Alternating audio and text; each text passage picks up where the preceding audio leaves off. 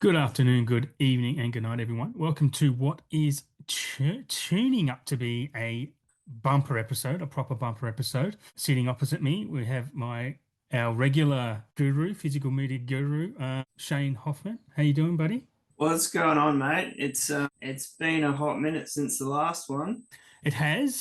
So regular listeners would know that the last two episodes are actually like a double feature. I guess I would say with Richard Johnson, with probably the biggest collection I've seen. It's probably not the biggest collection in the world because there's always a bigger fish. But Richard's stories are quite interesting. So if you haven't listened, go listen to those previous two episodes. We did delay this episode by a couple of weeks for that, so we could also get this show back on track, and that we're starting to talk about physical announcements when they're actually announced instead of before. So let's put us back on schedule. And Shane also has had a bit of a life change. He's moved to Adelaide, as we discussed last show. So, a bit of settling in time for Shane as well. So it's all worked out pretty well. Universe is smiling upon us. I would say it's been for the best because there's been a lot more drops for some Mm, of these labels, maybe some double drops because there was something mm. at the start of the month and now we're into Yes. a new month. So there's just more to chat about. This episode's going to be quite large. I mean, not as large as Richard's collection. I mean, that's quite up there. It is, isn't it? Um, that's an absolute massive effort, a life effort The thing physically. about Richard, he's we all say we've got an addiction, right? But and look, I love it. I love Richard. He's a great guy. He's a really good fellow. We've become friends, as we've said in that show. But he's also hit me up to send him some stuff to the US, stuff that he can't get over there. So some really random stuff that's on eBay. So I've ordered a couple of those, and they've arrived, and I'm just waiting for something else. And I'll be posting him some stuff to the US come a month's time. So yeah, it's been an interesting journey. That might be an opportunity to get some stuff we can't get Well, like yeah, absolutely. We've discussed here. that. But when I weigh it up with him, because the shipping's quite expensive, because when they have their Barnes and Noble sales and whatnot, and stuff's on sale, when I pay the conversion rate, like the and shipping, it really doesn't make much difference. It's honestly, it's easier waiting for an Amazon sale or something, which you know, or Rare Waves, or when you want Criterion. I'm talking solely really about Criterion releases because that's Hmm. about all we can't get. That's harder to get here, but. Yeah, one day I might get him to repay the favor, but we'll see if the economics work out. I will do the math and see what happens. But this show, there's a lot to talk about pre into our regular segments. We will talk about, so our regular segments.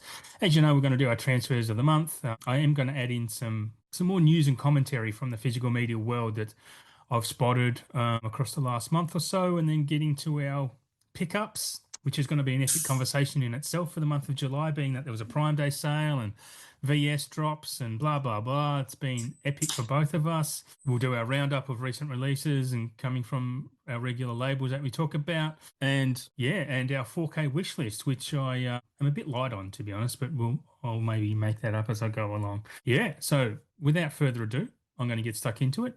You got any transfers, any good 4K transfers that you wanted to highlight that you've seen in the last month? I reckon probably the best one was Lethal Weapon. It's a good transfer, is it? It's off the hook. It is Yeah, nice. just really good. I mean, I watched that. I think it was earlier in the year, and I did that deliberately just to see the difference. And they've cleaned up a lot of the color, and having the director's cut as well on 4K that's a nice addition because that hasn't really been available. Like it was VHS and I think DVD, but after that, Mm. you couldn't really get that one. So I reckon out of everything I've watched lately, I'd say that's pretty up there. Yeah, cool. That's good to know. I am going to bring up Lethal Weapon a bit later because it does relate to something else that Warner are doing. It's a bit of I have a bit of an issue with, but we'll get to that. I have three transfers that I want to talk. Do you have any other transfers that you wanted to highlight or? No, probably not. I mean, I did watch Rango. Oh yeah, Ringo's great. I That mean, was Yeah. An awesome transfer. I Yeah, mean, it is. anything animated just seems to come out a lot better. It pops a bit more, doesn't it? With the Oh, HDR it helps animate it it a lot. pop. Yeah, I love Ringo's a great film. Oscar winner, as we know. I want to talk about three, but I'm not going to dive into them too much. I did watch the seven 4K finally, and that's immaculate. Like it really is. It's just a fantastic transfer, even with yeah, it doesn't matter. Seven's just it's a fantastic movie and it's a fantastic transfer, and I was really happy to see that in 4K. One of my favorite movies of all time. Have you seen the seven 4K yet? Yeah, yeah. Yep. I thought that was just next level, Mm, unbelievable. I mean, if it's anything to go by when we get Fight Club, yeah. I Anything David reckon Fincher, that'll be if he's up looking there. over it, it's going to be he's very detail oriented, Fincher. So yeah, we're going to be in for a treat with any of his transfers, I imagine, if he, as long as he's got a hand in them. And the next one I watched was The Wiz. I got the Criterion 4K during some sale, and The Wiz didn't like the movie that much. I understand its cultural significance, but it's not a great movie. But the transfer looks amazing. Like it looks stunning. And the next one's probably the biggest one that I really enjoyed with a movie that maintains the grain really well, especially from the era. But the color grading was impeccable on Waking Fright. The Waking Fright, I'd never seen Waking Fright before. Funky as hell movie. I thought it was great. And the transfer is stunning. So I'm not sure if you've checked that out either. I'm not sure if you have that or not. No, I haven't. I haven't picked that up. I haven't seen it either. So Mm. everyone was losing their minds over it. I reckon you'd enjoy it, dude. I really do. It's very Australiana. Yeah, it's cool as. Got some really great, some familiar Australian actor faces in it as well. Yeah. All right. That's probably going to touch on our favorite transfers of the month. I wanted to talk to you, and I haven't pre-warned Shane about any of these questions because I do want some off the cuff remarks and maybe put him under some pressure. I don't know. We'll see how it goes. But I want to talk about what does out of print mean? Out of print. What does it Yeah. mean? What does it Well, mean to you? well, the basic answer is that it's not being printed anymore, right? Yeah. But there's always findable copies and there's always re-releases and whatnot. But I just wanted to kind of talk about what does it actually mean? Like, does it mean it hasn't been printed for a certain amount of time and maybe that company's lost its license to reprint it? Yeah, I don't know. Yeah, I don't know. I just want to discuss what does out of print mean because effectively once a release has happened, like let's say for example, Superman is coming out on October 8th, right? The new Superman. They're probably going to say print, let's just ballpark, they're going to print 10,000 copies for the world. Is it now out of print because they've that initial release? Does that mean it's out of print? Like, where is the line drawn? That's what I don't know. I just thought it was an interesting topic to maybe dive into. I mean, out of print to me is basically like what you've said. We've just done a run. The first run is Hmm. 10,000 copies. We've sold all of those. Yep. We can't. That run's done. We're Hmm. finished with it. If we're going to do another 5,000 copies, it'll be the second run. Yeah. So now, if you wanted that first run, sorry, it's out of print. Yeah. The second run, it might have some sort of variant artwork. It might not have a bonus disc with it. It might Hmm. have less features, but you Hmm. still have the actual film and everything with it. I mean, Yeah. it's like anything, music, movies. Yeah. Vinegar Syndrome do run of the mill shirts, and they do a run of maybe 50 of each Yep. size. Once Hmm. that Hmm. they're gone, they're sold out. They're Yeah. not Yeah. going to redo some of them. I mean, there's some films they'll put out, and there's no hint that they'll redo that movie. Once it's gone, Yeah. it's gone. So, See, the thing, well, I guess my question's actually derived from a lot of different areas, but I think what you just brought up, there's a thing with books, a book will have on the inlay, it's a first edition print. yep, In most circumstances, movies don't do that. You don't say they don't have a re-release of Jaws has had 55 releases, in its 50 years. They don't say this is release number 54. They just put it out in a different cover, a different artwork, or a steelbook, or yep. whatever it happens to be. This is what I want to know. When does it become out of print? Is it kind of an overused term? Is it a wasted term? Because is a movie ever really out of print? Or do we say Imprint recently have announced some of their latest announcements that this is it, this is all we're running. There's no chance of us doing another run of these. The Alfred Hitchcock sets that they come out with recently that have now been delayed until October is a really good example of that, because the Hitchcock 9, which is his silent films that they released, I thought that was going to be a 1,500 print run, but I think it's actually been reduced to 1,000. It's been delayed. There are supply chain issues in the physical media world, which I'll touch on again a bit later. There is a materials issue just everywhere. And I read something earlier about that as well, especially with Master and Commander, and I'll maybe talk about that a bit later as well. But yeah, so when they reduced it from 1,500 to 1,000, which I assumed they reduced it to 1,000, I was like, and they said in their Instagram post, we're never gonna, this is it for that release. And they've done it with a couple lately. I think, what was the one they just announced recently? Life Force. Sorry, they said this is it. This is all we're running for Life Force. Does that mean it's out of print before it's even began? Like, is it instantly, if you want that Life Force, you better order it now, otherwise you may never get it? Like, what if if they're printing 2,000 copies worldwide, what if the 2,001st person to order it doesn't get it? Like, do the stores, like JB Hi-Fi, do they get an automatic, here, you guys can have 500 copies for all your stores around Australia? And then let's not forget the big boy influencers, you get their free copies. Like, is that 10 copies already taken off the table? There's a lot. I don't know. I think there's a lot to think about with that, and it's probably something that we'll touch on in future episodes as well. But I don't know. I don't know. Well, it is interesting, especially with Umbrella and Imprint, and Umbrella now. A lot of their stuff is numbered on their J cards, whereas before it kind of wasn't. So they said, "Oh, we've done 2,000 copies." How do you know they've done 2,000 copies? Yeah, have they done 2010 so they can give 10 away? Like, yeah, because like you said, there are people that are getting the free copies. We know that Orbit DVD, huge on the Australian stuff, Imprint and Umbrella. They always have a lot of copies. Now, it's cool to chat about this because 4 years ago, for example, Wolf Creek Deluxe Blu-ray, right? Yep. Sold out everywhere. You just couldn't find it. But then you go online and Orbit has them. Yeah. So apparently it's sold out, but no, they had them. So they must get allocated a certain amount of numbers for each title that they're going to get. Yep. Because they've got a following over there and people will buy them. And when I picked up my copy from JB, I kind of took a step back and went, shit, I can't believe I'm actually holding this because it's said it was out of print. They didn't have it anymore. Yeah. So maybe out of print can also mean from the website, directly. Yeah, out of stock. Well. Out of print means out of stock, maybe. Yeah, that's probably a really good point. It also leads into something else I wanted to touch on when we're talking about Umbrella and Imprint. They have numbers on their limited editions. And I actually watched Monkey Shines on the weekend. I've just taken it out of the package and I'm looking at the number. I'm like, it's actually number 200 and something I think it's the lowest number I have in any of those boxes. Like, it was 200 and something out of 18. What do they mean? Like, I mean, what's the importance of those, having them numbered? As a collector, it is kind of cool to have a numbered, and you kind of want the lowest one. But why do we? But why? I mean, I want to kind of dive into the psychology of why we want the lowest number possible. No one's going to get number one. That probably goes to, I don't know.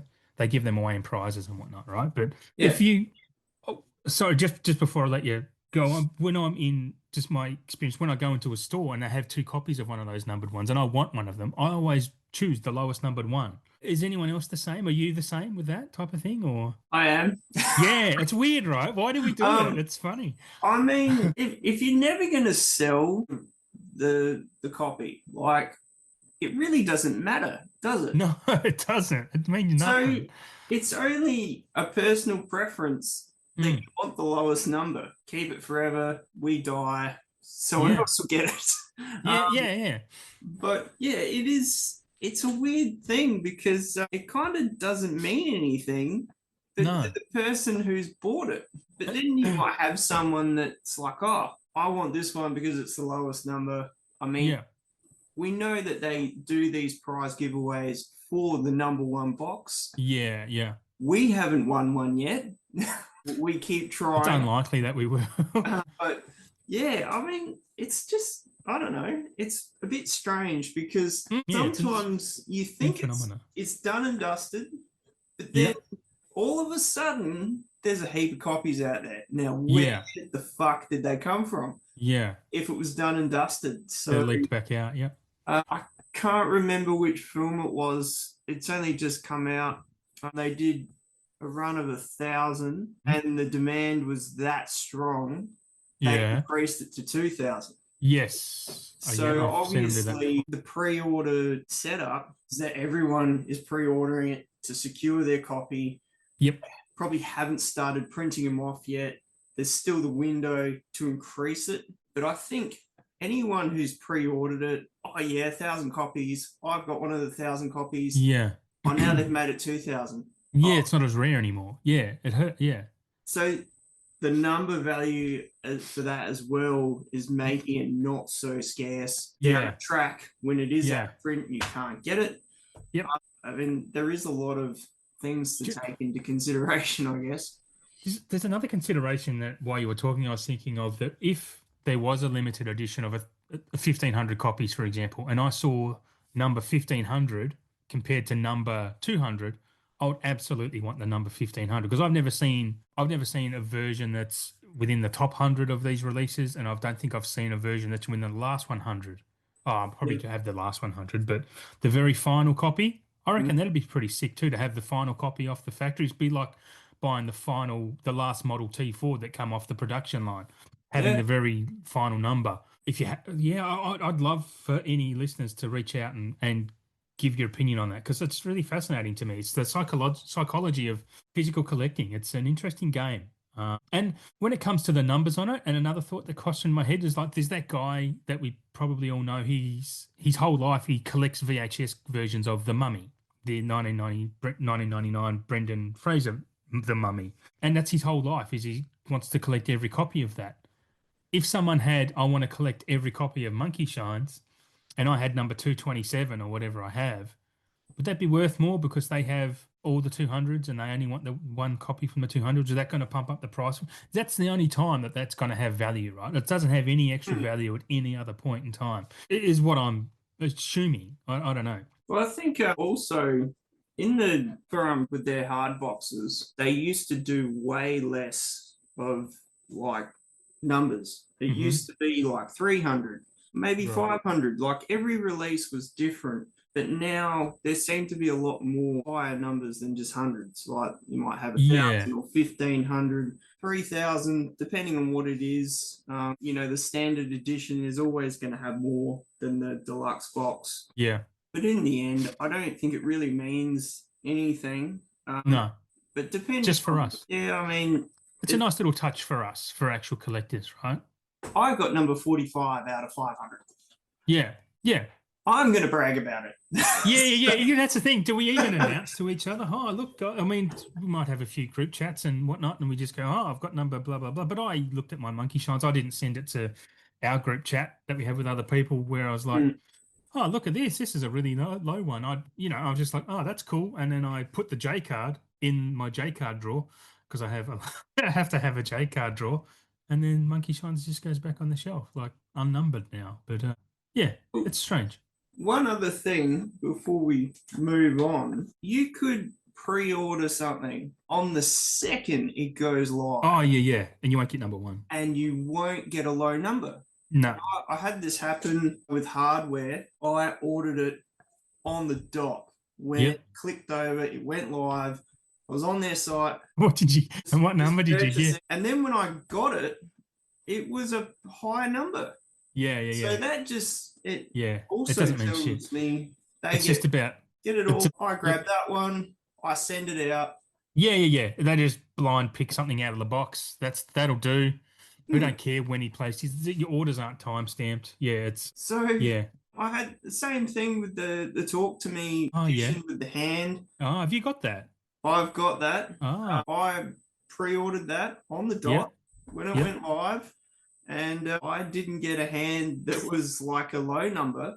And I think for something like that, it is pretty cool. It would be cool to get a low number and Yeah, absolutely. Yeah, probably have more value, but am I going to sell it? No. yeah. It's just a really cool collectible piece that one day Hmm. I'll have presented somewhere, but until then, it's still in the box that it came in. So, Yeah, yeah. Yeah, interesting. Well, I'm glad we're having these conversations in public. It's good. The next one well, it's going to get people thinking and hopefully reach out and yeah, I genuinely want to hear other people's opinions on their collecting experience with limited or numbered editions, I suppose. Has anyone got anything inside the top 10? Has anyone got the very last copy, the last chicken in the shop? Because I'd love to know because I think it's cool.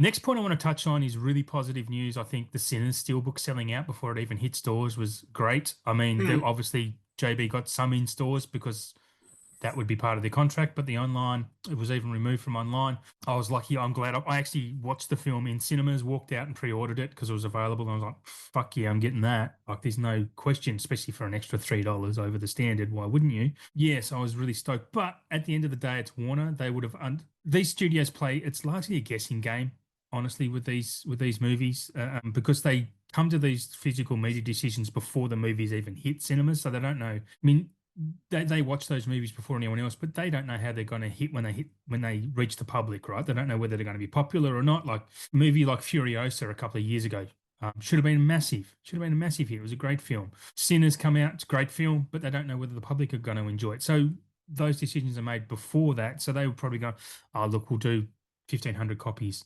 And I know, especially with Roadshow, they've burnt their bridges a few times with steelbooks that they've pumped up and the movie's been shit, so they don't sell the movie.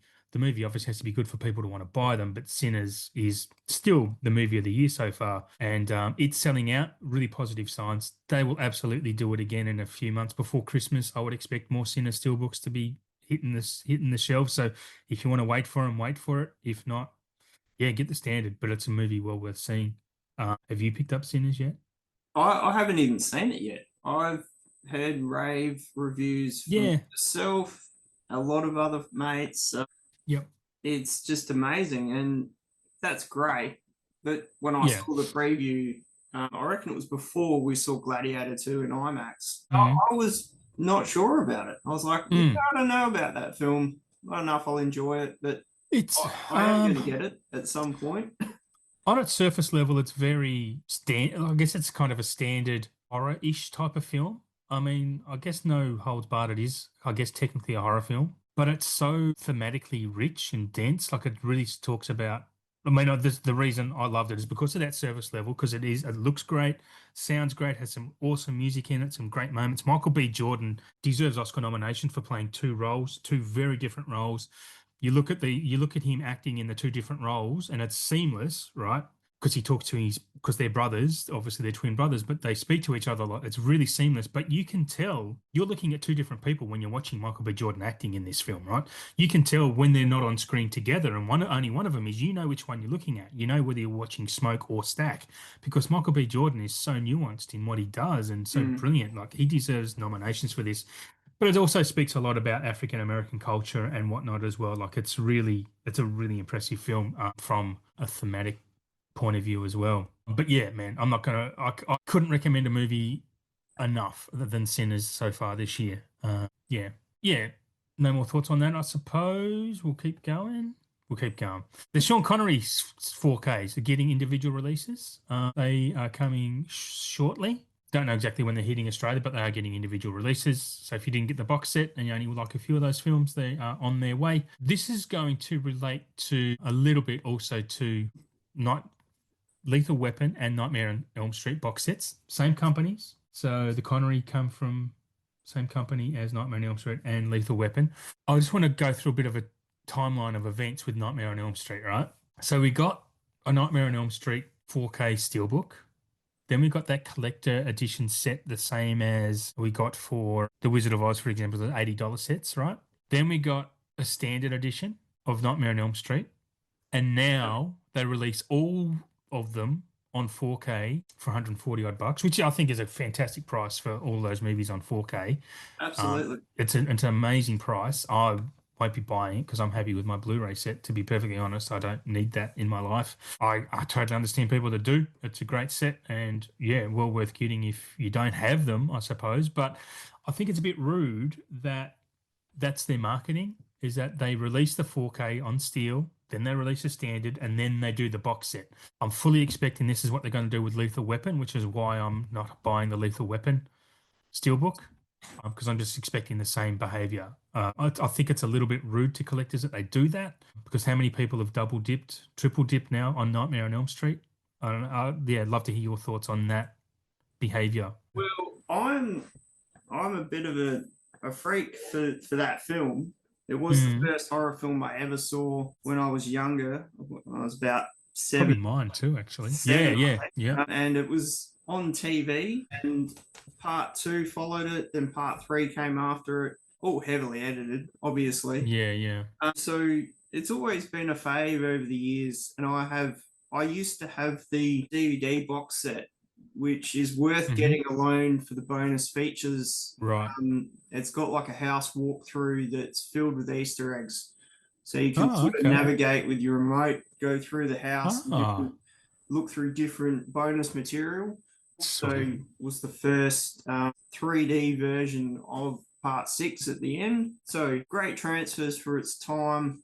And then you got your Blu-ray one that came out well after that. Yep. And for number two alone, there was a lot more detail that came out of that. Because Mm, the final scenes were quite dark in the boiler room, and you couldn't really see like the dog creatures in the DVD version. They were very dark. The detail was just not there. right. Blu-ray bought that completely out. So I am excited about seeing all these in 4K. I picked, Have you not picked up a Nightmare on Elm Street 4K yet? so I got it through when Uh, I got yep. the slip version and the deluxe set. And I haven't opened the deluxe set. They are numbered and they Hmm. came with the steelbook inside of it. So I can't remember how many they did of that. Probably 10,000 or something. So I mean, we got that as well, which was really cool. I don't think there's many kicking around now, but I did see the standard edition the other day when I went to Yeah. JB. But I guess it just comes down to, what do you want? Do you just want the Yeah. film, the standard, or Yep. do you love it that much? You want that extra bit of bling, and you go for the steelbook with the different Yeah. variant art. I find the art on the steels is always better than Mm. the standard.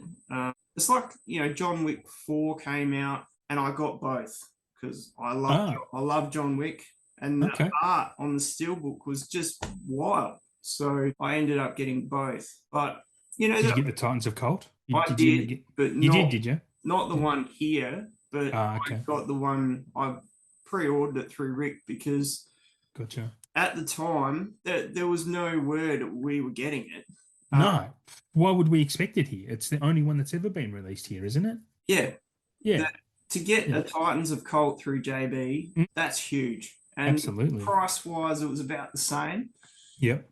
So definitely moving forward, if we're going to get more stuff like that, definitely worth picking up That for sure. I'm hoping that was a market tester to see if they sold them, because if they, and I'm assuming they did. I've not looked for it because I was never going to buy it. But if that sold really well, absolutely we're going to get more copies or something like that. JB, hopefully be cool if JB working behind the scenes to get Arrow to Australia. They do it in New Oh, Zealand, right? be So amazing. why not bring it to Australia? Like, how are they not working on that? If physical media sales are picking up, hopefully they get rid of all those fucking Monopoly boards in their store and then put another shelf of physical in. Because that's what they did. I know Yeah. the few locals around me, they removed shelves and literally replaced them with Monopoly boards. Like, all, how many people are buying Monopoly boards? Anyway, sorry, that's just that's just a pet peeve. But I still want to touch on this behavior of releasing this marketing of releasing the steel, releasing the standard, then doing a box set of all of them together. They should announce that to people who want the box set, because there's these double dipping. It's a little bit rude to say, "Oh, we're only releasing this." No mention when they release the steel, we're going to do a standard. No mention that when they release the standard, we're also going to do a whole box set of steelbook of these. Like, not announce that for people who can wait, and then people who want all of the movies on 4K now are going to go, "Well, I've already got it. Are they just going to put it on the secondhand market or keep them? And I don't know. It's just a bit duplicitous in my opinion, which is why I'm holding off on Lethal Weapon. I won't even buy a standard when the standard comes. Terminator, the Terminator standard will come at some point too, probably next year or late this year. I'm waiting. I'm absolutely waiting to see what happens. If it doesn't, then I miss out on Lethal Weapon. Big deal. I have a Blu-ray set of it. I'm not going to cry my spilt milk. But if they release all Lethal Weapons, all four of them in a box set on 4K, then I'm more likely to grab that and upgrade my Blu-rays. But when they're releasing drip feeding us, gets on my goat a little bit. I hope other people feel the same about that. I can't be the only one. I'm hoping that they do film in that deluxe box. For me, Mm, I think mm. that's wild. Um, Yeah, that's a cool steelbook. Like when there's any embossing or debossing on a steelbook, it's always great. it's just stepping it up, really. I mean, Yeah, like yeah. I opened that for you. Yes, I you mean, did. I watched it that night anyway, but I Yeah, never yeah. open anything until I'm going to Mm, watch it. But I same. wanted to Yeah. show you how wild it looked, and it's a pretty Well, cool set. Like, yeah. so I do hope it sells well, so they do Mm, the rest of them like that, and then you've yep. got this crazy movie set. Um, Yeah. the same with the Dirty Harry films. I hope that they do the Yeah. same with that because that was a really cool set as well. And as we both just in, Oh, it is, yeah. That's because that's an 8K. They upscaled it to 8K and then has to be descaled to 4K to get on the disc. But that Dirty Harry 4K is one of the best I've ever seen. Next to 2001 Space Odyssey, yeah, insanely good. Keeping on the topic of steelbooks, that catalog titles are no longer exclusive to JB Hi-Fi. Easy DVD will also be selling catalog steelbooks. Holy Grail is the first one of those that comes out soon. The Holy Grail, I can't remember exactly when that's coming out off the top of my head right now. I do have it written down somewhere, but that is, a catalog steelbook, and we're going to see more of those in future. That where this is a catalog title, and the only way it's being released is steelbook. It will not just be a JB Hi-Fi exclusive. DVD will be selling them too, and a few bucks cheaper as they are able to do. Anything? Got any opinions on that, or you're happy with that, or I've never actually seen that film, so Holy Grail? never. Holy Grail's great, man. It's not. I like the life of Brian more. I mean, yeah, but you've never seen Holy Grail. Okay. I'm not a huge fan of Monty Python. Okay. And the one I love the most is, well, obviously, it's The Meaning of Life. I don't know. Yep. I just sort of clicked with that one when I saw it when I was younger and just liked it ever since. Yeah. And that, I mean, that was a great transfer. So I have no doubt Mm. that these other ones will be amazing. But, for diehard fans of Monty Python, I mean, like Yeah. we're talking about out of print stuff, Yeah. that's had Yeah. loads of It releases, has. like Yep. box sets of their stuff, and I mean, I'm hoping it sells well so we do get Life of Brian. Because, I mean, I do have a Blu-ray box set of their three movies. It's called The Holy Trinity, I think, which I still think is sealed because every time I want to watch these movies, I've just put it on whatever streaming service they're on. But super keen to check them out in 4K. But I think it's great for the market that it's not just exclusive to JB now. Yeah, it's going to be positive signs going forward when these catalog steelbooks. That's not going to be from the Warner Roadshow ones though. It's going to be from the labels that All Interactive control, which is Sony, Paramount, Universal, Lionsgate, those type of ones. Not Lionsgate, sorry. I always mix up Lionsgate and Studio Canal. Studio Canal. Speaking of Lionsgate, Lionsgate and Umbrella have both now. I don't think Lionsgate have officially announced, but Kevin Smith announced it on their behalf. The Dogma is coming. Both going to be very different sets and expensive, but God, I'm waiting for one of them to announce them so I know which one I want to get. Whether the Lionsgate comes to Australia, it probably won't because Umbrella are doing it in Australia. So I can't imagine JB. There's no one in Australia has a license with Lionsgate titles, which is why we haven't seen the Kill Bill or Jackie Brown 4Ks yet, because there's no continuous contract with them. So it's kind of a lot of their films are just up for grabs. So I've got this weird feeling I'm going to end up with both of these sets from Umbrella and Lionsgate because I'm already pre-planning whatever Umbrella release, I'm getting the biggest, most expensive box that they release for it. That's happening because I still have PTSD from missing out on the Dogma Blu-ray when I had it in my hot little hand for $13 like 10 years ago, and I never grabbed it. Oh, I'll grab it another day, and it's quickly became persona non grata. Yeah. Anyway, I'm excited for that. You've seen Dogma, right? I don't know if you've seen Dogma. Long, long, long time ago. Logma ago. We were chatting about this. I think it was earlier in the week, or maybe last week, or when they announced it with Lionsgate doing it, and obviously Umbrella. I mean, Lionsgate. These stills are obviously super popular because Mm. they sell out quick and they look amazing. But for Yeah. us down here, it's very expensive. You're Yeah. looking at least 100, Yeah. Yeah. Yeah. usually way Absolutely. more. I mean, I would have loved to have got the Frailty Yeah. release. That just looks unreal. That's like a semi big box. It's And pretty expensive though, right? oh, 120 something, wasn't it? I think it was, 140. I think Rick had him for 135, Yeah. but Yeah. for him to be even up But he only had there, four too. super limited. Yeah. The crazies. He Yeah. had a handful of them come through at one point, then he got a couple more, but that was up there as well. And that, I mean, I remember seeing that when it come out. I wasn't overly fussed with it, but Yeah. it's got this following. So, Yeah. heaps of people love that film and it sold Yep. really well. Yeah, I've never seen Frailty, but I looked it up and I was like, it's rated really well. Bill Paxton directing, reads really well. I'm like, I still don't want to pay that much for it. But then I saw people like some people I follow in the US getting it. I'm like, it would be nice. Would have been nice, but that's okay. It's not gonna be the end of the I've world. got the Blu-ray of that, Hmm. so it's not like I don't have it. I Okay. do have it, but it would look awesome in 4K, no doubt. But Definitely. do I really want to pay like a crazy amount for it? Yeah. Like, probably Yeah. Yeah. not. I just No, can't afford it. there are other things to buy anyway when you've got that much. When if it's that much money you want to spend or got to spend, it's like you could probably buy three or four other titles for the same Oh, price. I don't know. easy. And I could get Sinners. Yeah, yeah. I mean, I'm Um, sure the eBay prices for a Sinners still like I've not looked them up. It few would be few interesting. hundred. It would be interesting to look up. And honestly, if that's the way you want to buy it, my recommendation is don't, because I've said it. I think it will get another release. They did it with the Terminator ones, as most of us would already know. Those Terminator ones ran out real quick, and they did another limited run. A couple of other. When I put my tongue back in, a couple of other little things to talk about before we move on.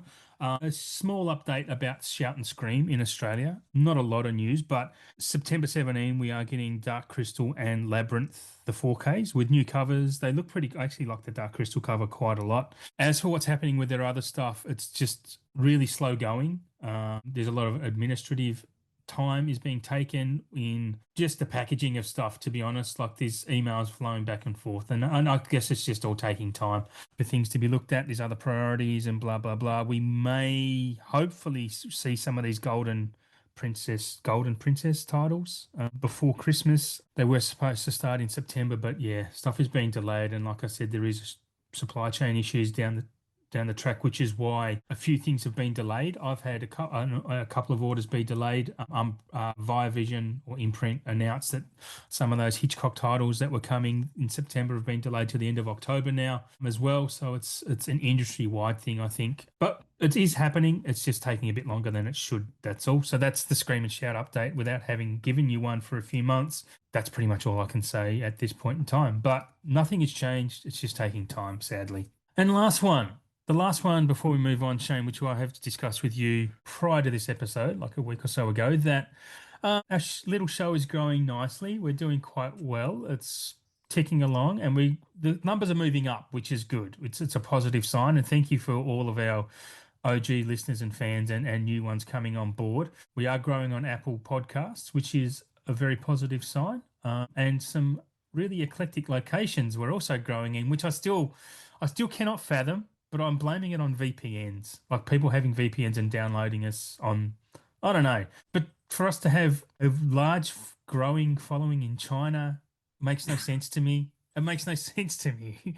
Like, if it's true, love it, appreciate it. Thank you. And thanks for joining along. And I hope I'll you know, hopefully I'm helping you out. But it doesn't make any sense that China, the Netherlands, and Sweden are jumping on board. If you are from any of those countries, reach out. I want to know because welcome to the club, welcome to the craziness. But yeah, I think for two dudes that are just chatting about the movies they love and the new stuff that's coming out, Yeah. going off on a gajillion tangents, Mm. reeling it back in at the end, it just blows my mind. It does. It's great. Like I love it. If it's true, if it's not VPN, I love it. It's awesome. Pretty stoked actually. But yeah, surprised and stoked. Stoked prized, stoked prized. Anyway, so we're going to get into the show proper. Thanks for being, tuning in, and hopefully we have imparted some what's the word? Thought projects, thought experiments on you. That's what I'm thinking of. Yeah, and reach out if you want to. Yeah, to me or Shane, if you want to let us know your experiences on that, because I genuinely am keen to know. So what we're moving on to now, though, and I'm going to let you go first, is what have you had arrive this month? How many, if you want to say how many, but what are your highlights? Or I find it funny. I'm only laughing because I've just moved back to Adelaide from Tasmania, and I've already picked up over 30 titles, and Mhm. I've only been here less than 4 weeks. So I know we laughed That's a about lazy this month. the other day, and it just shows how much this is a part of our lives. Like you can't just move and not get anything. Like it's just in Yeah. us. We just need to keep updating and seeing the best things we can. So, It's therapy, keeps us happy, keeps us out of trouble. well, that's it. It really does. I don't know what my life would be like if there weren't movies involved, because I had a click with it since I was like 7. So this is it. That's it. I Yeah. can't just turn it off. And we So don't want you to. basically, I think it was earlier this week, or maybe it was last week. I got my Outrun haul. So Rick was holding them for me until I moved and got an address to send to, and basically, yeah. So I got the Beyond Deluxe set, which I haven't watched yet. We'll get into that. Obviously, Lethal Weapon Deluxe set, Dark Knight of the Scarecrow, Spaceballs 4K, The Faculty 4K, RoboCop 4K, Jason Goes to Hell, the Arrow Deluxe Slip version, Jason X, Angel Town, Bolo Young Double, which has got Blood Fight and Ironheart, and another one from Beyond the Grave. So that's what I got from Outrun at the moment. Also picked up The Last of Us Season 1. Can't wait for Season 2. That's going to be awesome. The Fallout Steelbook, which that's great, right? sold out near everywhere. It was very Really? popular. I reckon. Haven't seen Yeah. one in JB since I bought it. And at that price point was staggering. $45. Well, this is, now that you mentioned that, I was in JB last night, as you know, after work, having a look, and they had Halo Oh, season yeah. one, $95. It's Yes. not a steal, it's just No. regular case. Yep. Or if you want season 1 and 2, it was $180. Uh-huh. I looked at that and I went, well, I'm not a fan of Halo, but for that price, I'm never going to be a fan of buying that. So it just made me go, well, Fallout, $45 for that steelbook, and it's like Yeah. that's just like I'm dreaming. So I'm gonna buy it. It's a no-brainer. You've seen Fallout though, the show? Yeah, I watched it You've that seen night it when I since? got it, and I binged it until I finished it. Fucking loved Halo. Yeah, I love Fallout. And season 2 is around Christmas, actually. I think the second season will come around Christmas. I love Fallout. I've never have no affiliation with the games. Like I've never played them.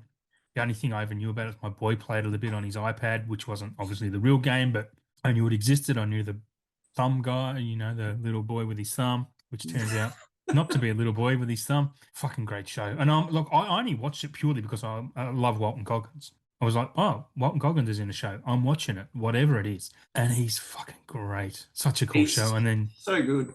yeah, Just just amazing. yeah, and Ella Purnell I think is really great as the main protagonist in this, and yeah, Fallout's great. And I'm kicking myself a bit. I got this is the irony, man, because this is funny as fuck, and people listening are gonna laugh if they know me well enough. I paid overs for it. I actually pre-ordered it because I didn't think we were going to get it in Australia, especially a steelbook, because I love the show that much. Pre-ordered it through Tape Film for a stupid amount of money for this steelbook. It comes with art cards. Oh my god. That's the only difference. And I'm like, you fucking idiot. Idiot. It's extra $55 for some cardboard. I got look, no shade at all to Tape Film because I've had some dealings with them, and Simon is great. But yeah, gotten a few great deliveries off him lately. But holy shit, I'm still. It's one of those things. I've just taken it on the chin, that extra 50 odd bucks, and I'm like, fucking okay, whatever. It did allow me to build up some points, and I got my next movie off him at a really discounted price because I used my points, and that arrived on Friday actually. But yeah, it's quite ironic that the man who hates art cards pays overs because it has art cards. But I didn't pay it for the art cards. I actually paid for it because I didn't think we are going to get a steelbook of it in this country. That's another thing that bugs me is that they take so long to have those announcements come here. I'm like, well, I'm not missing out on this steelbook. I'm buying it. $100, sure. Hate it, but sure. And then they release it here for 45. I'm like, you motherfuckers. I actually had half a mind to message someone and go, can I cancel that one? And I'll just pick it up from JB. But I was like, nah, I won't. I won't. That's a bit, yeah, I didn't want to do that. And I want to support, our smaller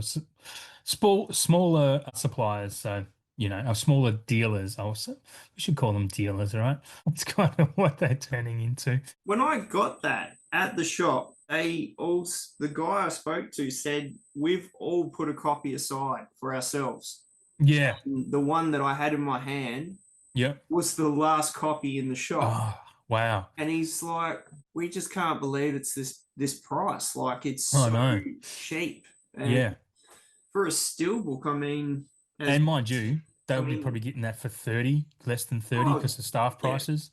For sure. Yeah. I mean, some of the steelbooks, as we've seen, the prices go up and down. Off chops, yeah. But yeah, I mean, I was happy to get it because I'd only ever seen the first 3 episodes on Prime, and then we didn't end up finishing it. So other than that, I also got As Above, So Below, the lenticular box set. I haven't watched that yet. I have seen it, but not for a while. Got Nosferatu, Nice. Gladiator 2. That's a beautiful looking movie.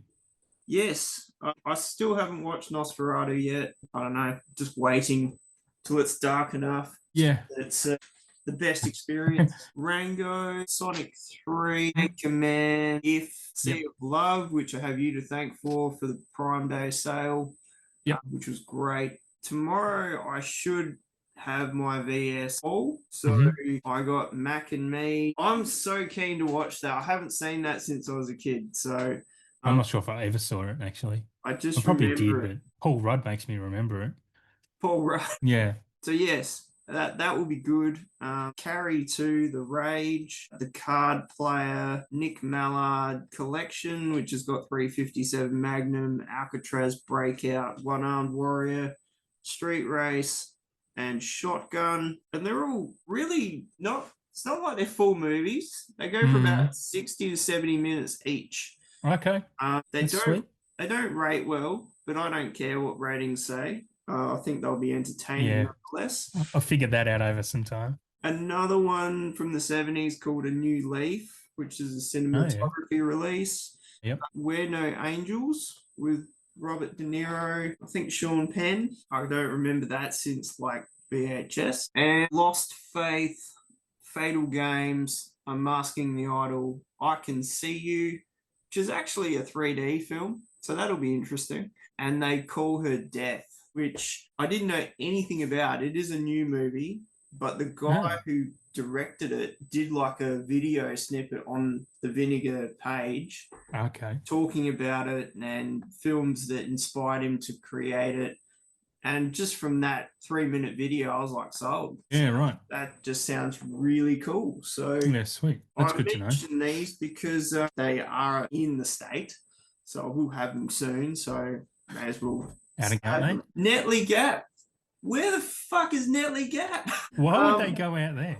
I have no idea. Like, I mean, I've got stuff from I'd be worried. I'd be ringing people up saying, what the fuck, man? Why are they doing out there? Well, it's a processing center. I know that. Oh, okay. It's meant to be delivered tomorrow. Okay. So yeah, very nice. I will hold my breath until it gets here. But yeah, that's all the latest pickups that I've got, which is quite a few. Sweet. Well, okay, over to me. I'm not going to say all of mine, obviously, but during the month of July, I had exactly 100 new titles arrive. 100. So I had a couple of quiet months, right? We know this. I had a couple of quiet months, but I've had 100 titles. Thank you mostly to Prime Day. I did get quite a few from Prime Day because the sales just keep coming. They don't announce them all on the very first day.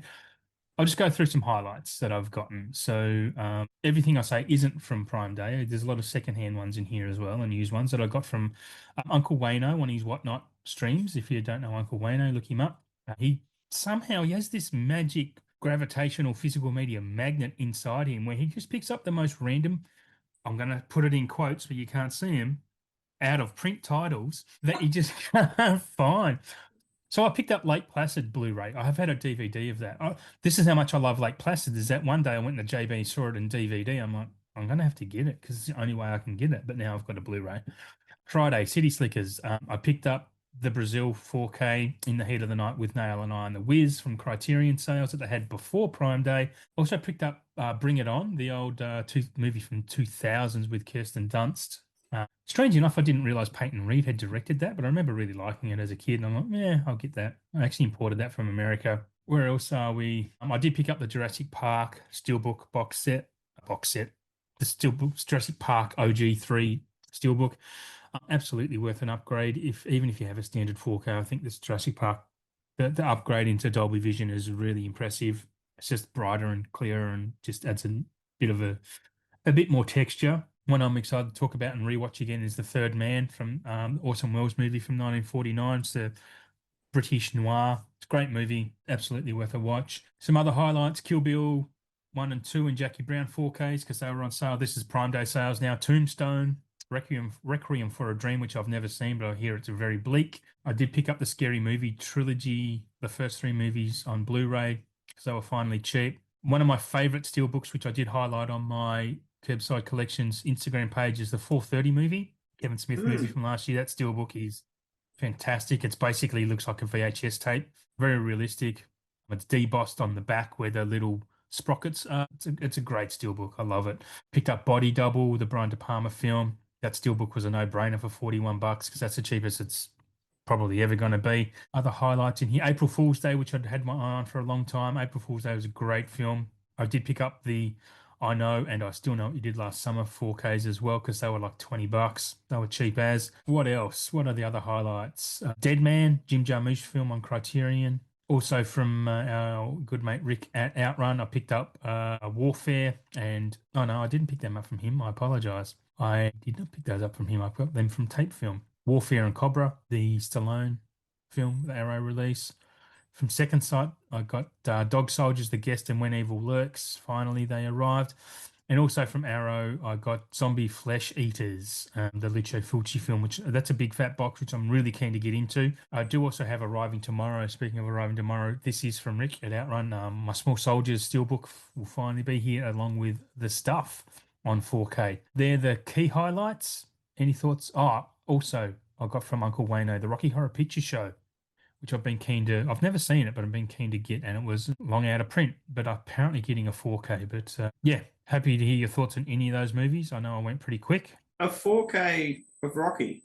Rocky Horror Picture Show apparently is getting a 4K. Yeah, I was going to say, I didn't think that had come out yet. Oh no, it's not out. No, I've got a Blu-ray of it. Sorry, the 4K is apparently coming though. I'm sure. I'm pretty sure it wasn't a dream, but I'm sure I heard it was announced as coming from somewhere. Yeah, well, that's pretty cool. I mean, that's Yeah, classic film. Like, yeah, massive Gary, cult pick. I don't know who the label is. It sounds like it could be a Shout or Scream. I don't know whether it's coming from the Fox. I think it's a Fox movie from the back Disney catalog movie because it is on Disney Plus. I'm pretty sure. I'm probably wrong about that. Anyway, Rocky Horror, yeah, and obviously the Sinners Steelbook as well, which I've already mentioned. pretty solid pickups there, like for sure. Yeah, I got. It was a big month, and we'll talk about what's coming next. Well, so have you got anything on order? Because you did have some VS stuff coming. What are the VS ones you've got coming, and anything else? Well, those were the ones that I mentioned That's what's coming tomorrow. Right. The only other stuff that I've got on pre-order at the moment is Cobra and the stuff from Rick. Yep. Purely just because I had to get Cobra. Yeah. Yeah. And good friend Mauricio watched that, and Mhm. 5 out of 5 transfer. It is Okay. immaculate. He watched the TV version the other day as well, and he Hmm. said, "Yep, that's pretty cool too." But yeah, that 4K is an absolute ripper. And I think the stuff like having the director's cut as well, not Mm. 4K, but just on its own, is pretty cool. It's got an extra 30 minutes Oh, of wow. footage. Like I don't think I've seen it before, but I reckon this one is probably selling quite well. Yeah, the stuff has done really well.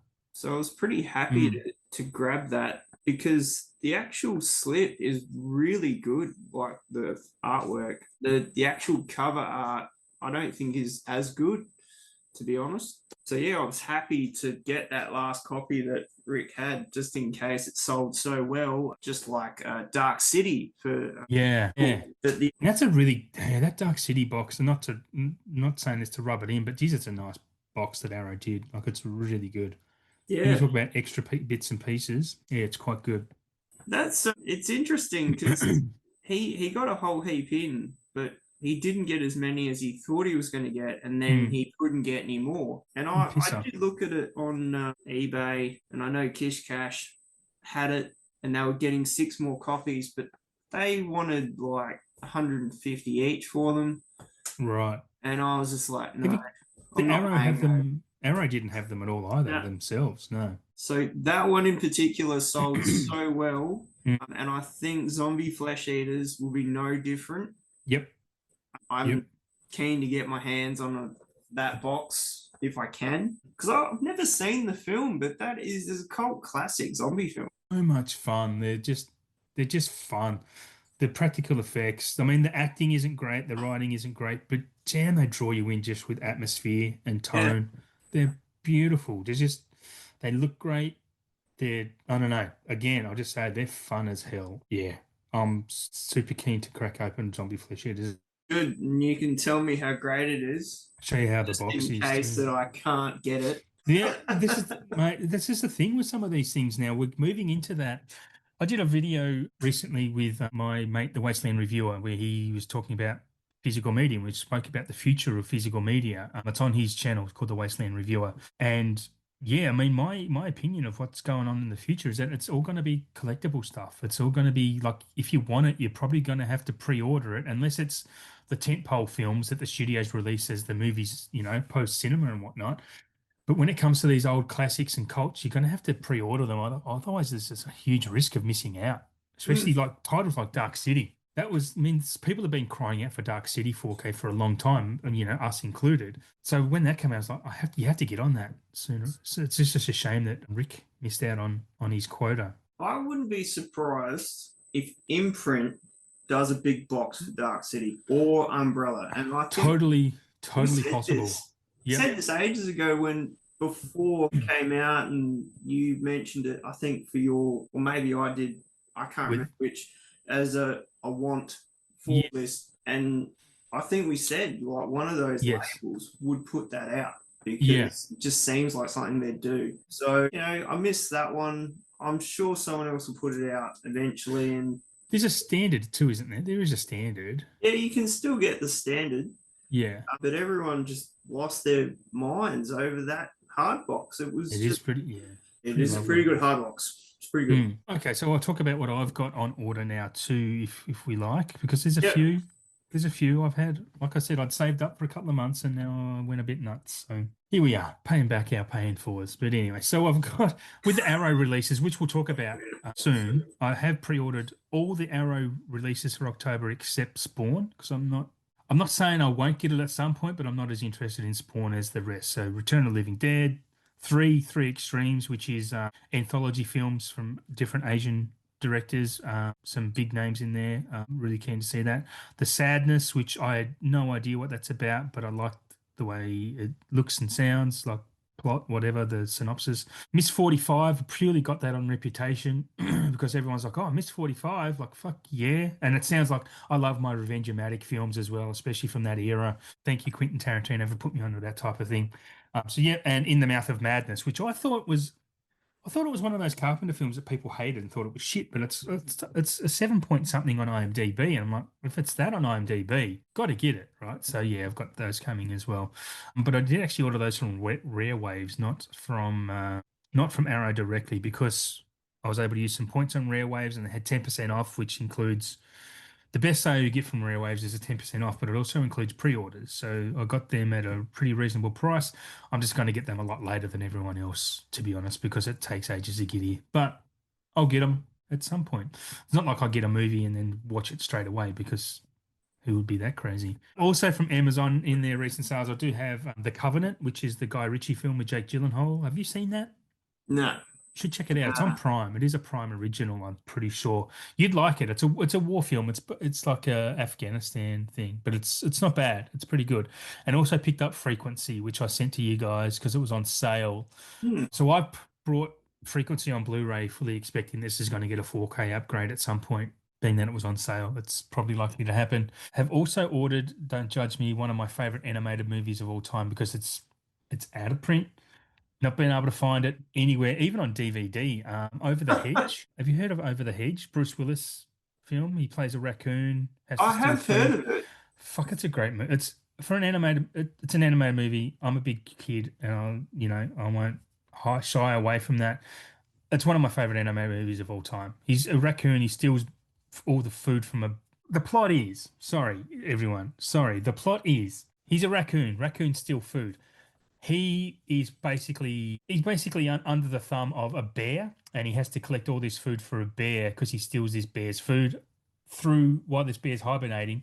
He finds friends among the forest, amongst all these other animals, where their land, like the forest, is actually being populated now by humans. So he kind of figures out, like a sneaky raccoon does, is to steal food from the humans, and it's just like this big gang of animals. It's got a great voice cast. I think Eugene Levy's in it, and I know Bruce Willis is obviously the main guy. But Brad Garrett, I think, is the bear. I think, but it's just fun. It's funny. It's great, and it deserves way more attention than it ever got. Yeah, I'm just so having a look at that now. Like the yeah, cast is yeah. Read them out. unreal. Like you've got obviously Bruce Willis, Gary Shandling, Steve Yes. Carell, Wanda Sykes, William Shatner, Nick Yep. Yep. Thomas Hayden Church, Hmm. Alison Janney, Yep. Catherine Yep. O'Hara, Eugene Levy, Yeah. Avril Lavigne. Yeah. It's a great movie, man. It's huge. No one knows. I watched it with my kids when they were little. I'm like, this movie's low key fucking awesome, and I've watched it by myself a couple of times since, because I don't know. Sometimes you're in the mood to Well, watch that stuff. Prime as well. Is it? Yeah, but I Oh, think probably to rent, I reckon. it's a rental buy one. Yeah, yeah. 6.7 out of 10 is pretty decent. Like, On yeah. IMDb, absolutely. That's a really good grade, and I would vouch for that. I'd probably give it seven, 7.5, maybe. Anyway, it's all good. That's just because I have this affinity with it. Other stuff coming. So there's a bit of a backstory of this one, but probably won't go into the backstory. But I've got Inside Number Nine, which has been delayed twice now. It was supposed to come out in July, was delayed till September, and then I got an email saying it's delayed till the middle of October now. But this is a British TV show. It's from Shearsmith and Pemberton. They're the guys who did A League of Gentlemen and also a show that I watched recently called Psychoville. These guys are comedic geniuses. All their shows are like comedy horror shows with these through lines of these characters. These two guys play pretty much 90% of the characters that you'll see in the show, female, male, whatever. Incredibly funny, incredibly smart, and also has some really proper horror moments within them. If you're a horror fan and a TV show fan, absolutely recommend anything these guys do, which is the three shows I've just said. Also, could not go past without pre-ordering the Cinema of Powell and Pressburger. That box set coming from Imprint. I've picked that up from Easy DVD. And also Jim Henson's The Storyteller, which is just a nostalgia factory for me. That's coming on Blu-ray, which is pretty cool. That show was a big part of my childhood growing up. Watched it all the time. John Hurt and his little puppet dog telling grim fairy tales. Did you ever watch Storyteller? Jim Henson's The No, Storyteller? no. I wouldn't recommend it to you now as an adult if you've never seen it, but as a kid, it's basically Grimm Brothers fairy tales being told by John Hurt, and he has this little Muppet dog next to him, which is, you know, as a probably 7 to 11-year-old, was just peak TV for me. I'll probably watch it and go, what the fuck was I on about? But anyway, I am keen to sit down and just, yeah, re-binge that. After raving about the Blaxploitation box set, Volume 1 from Shout Select, stunning transfers and movies, I instantly pre-ordered number 2 from Uncle Rick at Outrun. That comes, yeah, later this month, actually. And I've also picked up The Life of Chuck, which I watched over the weekend, and that's a movie. It's very doubtful to get a 4K in Australia. I'd be lucky if it gets a Blu-ray, but could be up for Oscars. It's Tom Hiddleston, Mike Flanagan directing a Stephen King book based on a Stephen King book. Just a beautiful, life-affirming type of movie. It's told in 3 acts, but it's told backwards. So you see Act 3 first, then we go Act 2 and Act 1, and it's pieces it all together. It's a really great film. And after Imprint announced their Life Force, I'm looking up what Life Force is and what it was. Didn't realize it was Toby Hooper. I'm like, $190? Fuck no. But you do get the theatrical and director's cut on 4K. Went and looked it up at Outrun. He has the Arrow version for 55. Bang, ordered, done. Thanks, saving myself $140. That pays for my overs for Fallout. Blah blah blah. If I look at this as physical collector math. Overpaid for that one, underpaid for this one. It all works out. Anyway, that's specious reasoning, but that's what we've got. I mean, you've got to be a diehard fan of a film, and that film, yeah, to pay $190. And how many are? How many are that big fans of Life Force? I mean, they'll catch a few that just think it's great because of that price tag, maybe. But yeah. You get both cuts of the film. Is that making it worth $190? Well, I got both cuts in the Arrow version for 55. So, I'm missing out on art cards and posters. I just think some of these prices, we say it every episode, for some film, because there's always a film or a couple. It's just, it's too much. We'll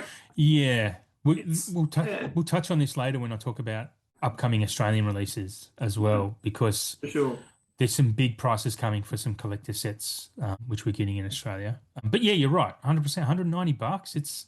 Isn't their version of the Keep 200 as well? Yeah, it's just $200.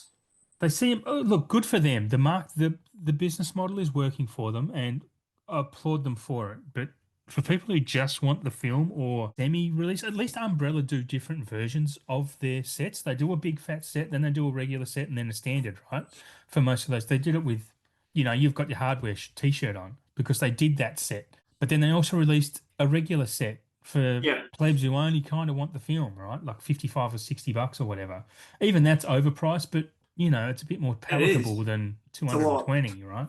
So my cat's just waking up. Hey, buddy. Anyway, so next I did order, after we were talking earlier about the Viavision and the Hitchcock sets and re-limiting them to 1,000. I'm definitely getting that Hitchcock set. This is my last announcement for you. So that comes in late October, the Hitchcock 9. Super keen to get those. So that's everything I have on the way. And that's the way it's going to stay for hopefully a couple of weeks. All right, Adam. All right. I'll tell myself that. Yeah. You know what it's like. I'm not going to sit browsing Amazon better at night, Adam. It's fine. Yeah. Okay, we're on to finally 7 hours into the show. Finally into what's coming from our labels. I'm going to let you go first, as usual, on this. If you've hung in this long, yes, it's been worth it. I'll tell you. Oh, and if you have hung in this long, after we've gone through these labels, I am going to be announcing some stuff that's coming to Australia. Just our standard releases that you'll see in JB or on Easy DVD website. Yeah, so hang around a bit longer or fast forward, whatever you want to do, but probably don't fast forward. Shane, over to you. Who's your first label? Normally I would start with VS, but I put that at the end of my list because I was waiting for their drop early yesterday morning. So that I'm going to leave that till last. So we'll start with Severin because they just had their massive summer sale and dropped a huge amount of titles. So they had like The Boys Next Door 4K, Wild Beasts 4K, House on the Edge of the Park 4K, which it sounds like that's for the first time on UHD, but I know another label has done that on 4K before, so I'm not sure what the go is with that. and Asylum. So those four were like UHD upgrades, apparently. Okay. I'd totally be keen for The Boys Next Door. I've got the 101 Blu-ray release of that, and it's really grim film, but great. Night of the Sharks, The Shark Hunter, and I think Monster Shark. I think that comes like in a 3-box set. You can get them all together, and you can get them singly as well. Some of them look quite interesting. Dead Sleep, which has got Linda Blair in it. Skinheads, Baskin, Kill List, Sisters, Ferret Vampire, and Fearless Dragons. Did you say ferret vampire? Yeah. That's interesting.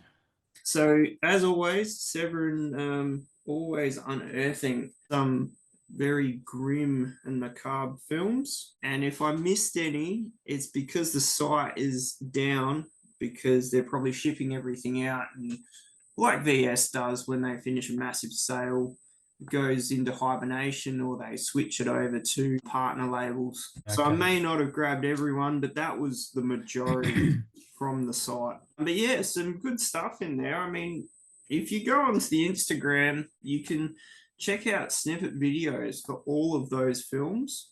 And I'll tell you what, some of those shark films, they look quite interesting and really good. So yeah, shark films were incredible, thanks to Jaws, like insanely popular, right? Absolutely. Yeah, that is it is bonkers. Sounds good. Okay, over to me for Arrow. Kind of spoken a lot about, or a bit about these before, but we've got Miss 45, In the Mouth of Madness, The Sadness, Return of the Living Dead. They have announced Salem's Lot. That isn't coming in October though, but it is coming probably before Christmas, probably by either November or December.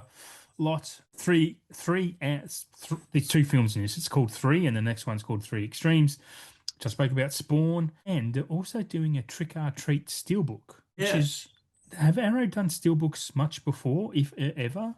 They've done a handful over the years. It's not common. Right. So, and that one especially, like the artwork is no different from the slipcover that we got. So it's weird. You know, normally if like Scream does a steelbook of something they've already put out, the artwork is always different. So yeah, that's weird. But yeah, all those other releases, I would get most of them. I'm definitely keen for Ms. 45. Yeah. I'm going to get Spawn. It hurts my feelings that you don't want to get Adam.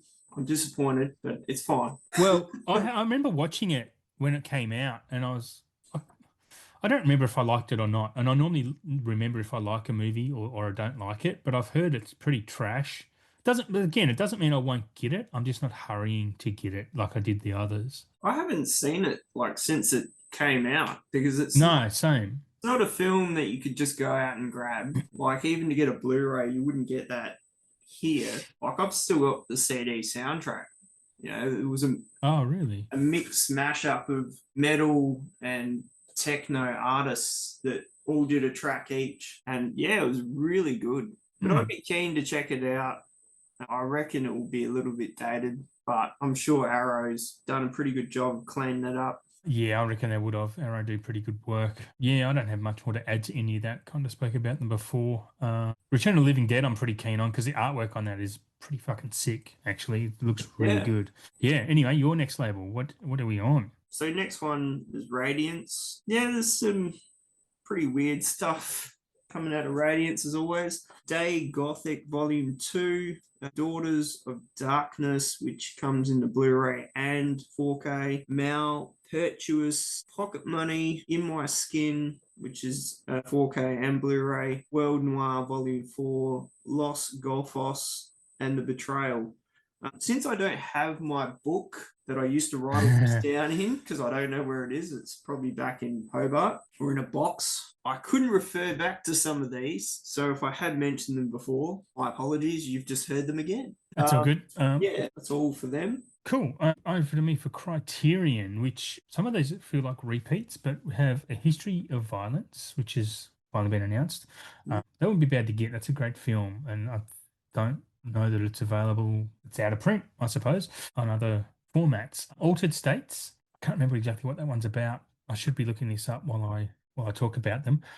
While I do that, the next one, which I think is a kind of a strange release from them, I didn't see it coming. was that Del Toro's Nightmare Alley, which has already had a 4K release. So I'm surprised that's going to Criterion. It doesn't seem Is like that the that. one with Doesn't seem Bradley? like. Yeah. I actually really like Nightmare Alley. I think it's really good. It's quite underrated. Yeah, I've But got that. It's different.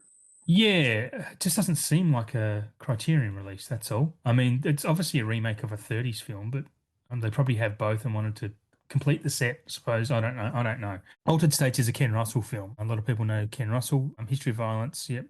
Eyes Without a Face, which is as a umbrella release as well. David Cronenberg's The Shrouds, which I've never seen. I've got a lot of gaps with Cronenberg, to be honest. Deep That's Crimson. that's a new Sorry, yeah. movie, isn't it? The Shrouds. Yeah, I thought that was a new one that's just come out. I think you're right, actually. I think you might be very right. Yes, Vincent Cassel, Diane Kruger, Guy Pearce. Yeah, I think you're right. So they're obviously getting the exclusive on that. Deep Crimson, which is Arturo Ripstein. I don't know much about that film, but it's got an interesting cover. And they're also doing, I know a little bit about this one, it's a pain in the bum, actually. Twin Peaks Fire Walk with Me. They have the worldwide rights to this film, which is why we're not getting another Twin Peaks A to Z or Z to A box set in Australia because of Criterion. Thank them very much for that. Yeah. So if you want Fire Walk with Me, I picked up a Blu-ray of it cheap on Amazon maybe a year or so ago when it was a good price. And yeah, but if you want it and you don't have it, you're going to have to get it from Criterion or hunt it down by other means and see how you go with that. They're also doing Dogtooth on 4K, which is a Yorgo Lanthimos film. Dogtooth is pretty insane, actually. I really liked it. I really like it. It's pretty interesting commentary on, raising children, to be honest. It actually has some quite graphic, not simulated hand jobbing going on in it as well, which I thought was interesting, quite confronting when you watch this movie and see it and go, holy shit, they're actually doing that for real. Yeah, that spun me out, and it's just always stuck with me to see that in a film, not a porn film. Anyway, that's probably enough said on that. Any comments on those, I was Shane? just looking up that dog tooth because I Mm, hadn't heard of it, but god mm. damn, for 7.1 out of 10, I mean that's Yeah, I'm a sucker for Yorgo. I do love all of his films. I'd love to have a box set of his stuff one day. I actually watched Dogtooth, and then this is a bit of a story about maybe 18 months, 2 years ago. I watched Dogtooth, and I went on to Rare Waves to see if I could buy it, and it was $13. And I placed an order, and I'm like, nah, like maybe it was $18, whatever. And I'm like, nah, I can't be bothered. I won't get it this time. All of a sudden, Yorgo got popular because of Kinds of Kindness and Poor Things and whatnot.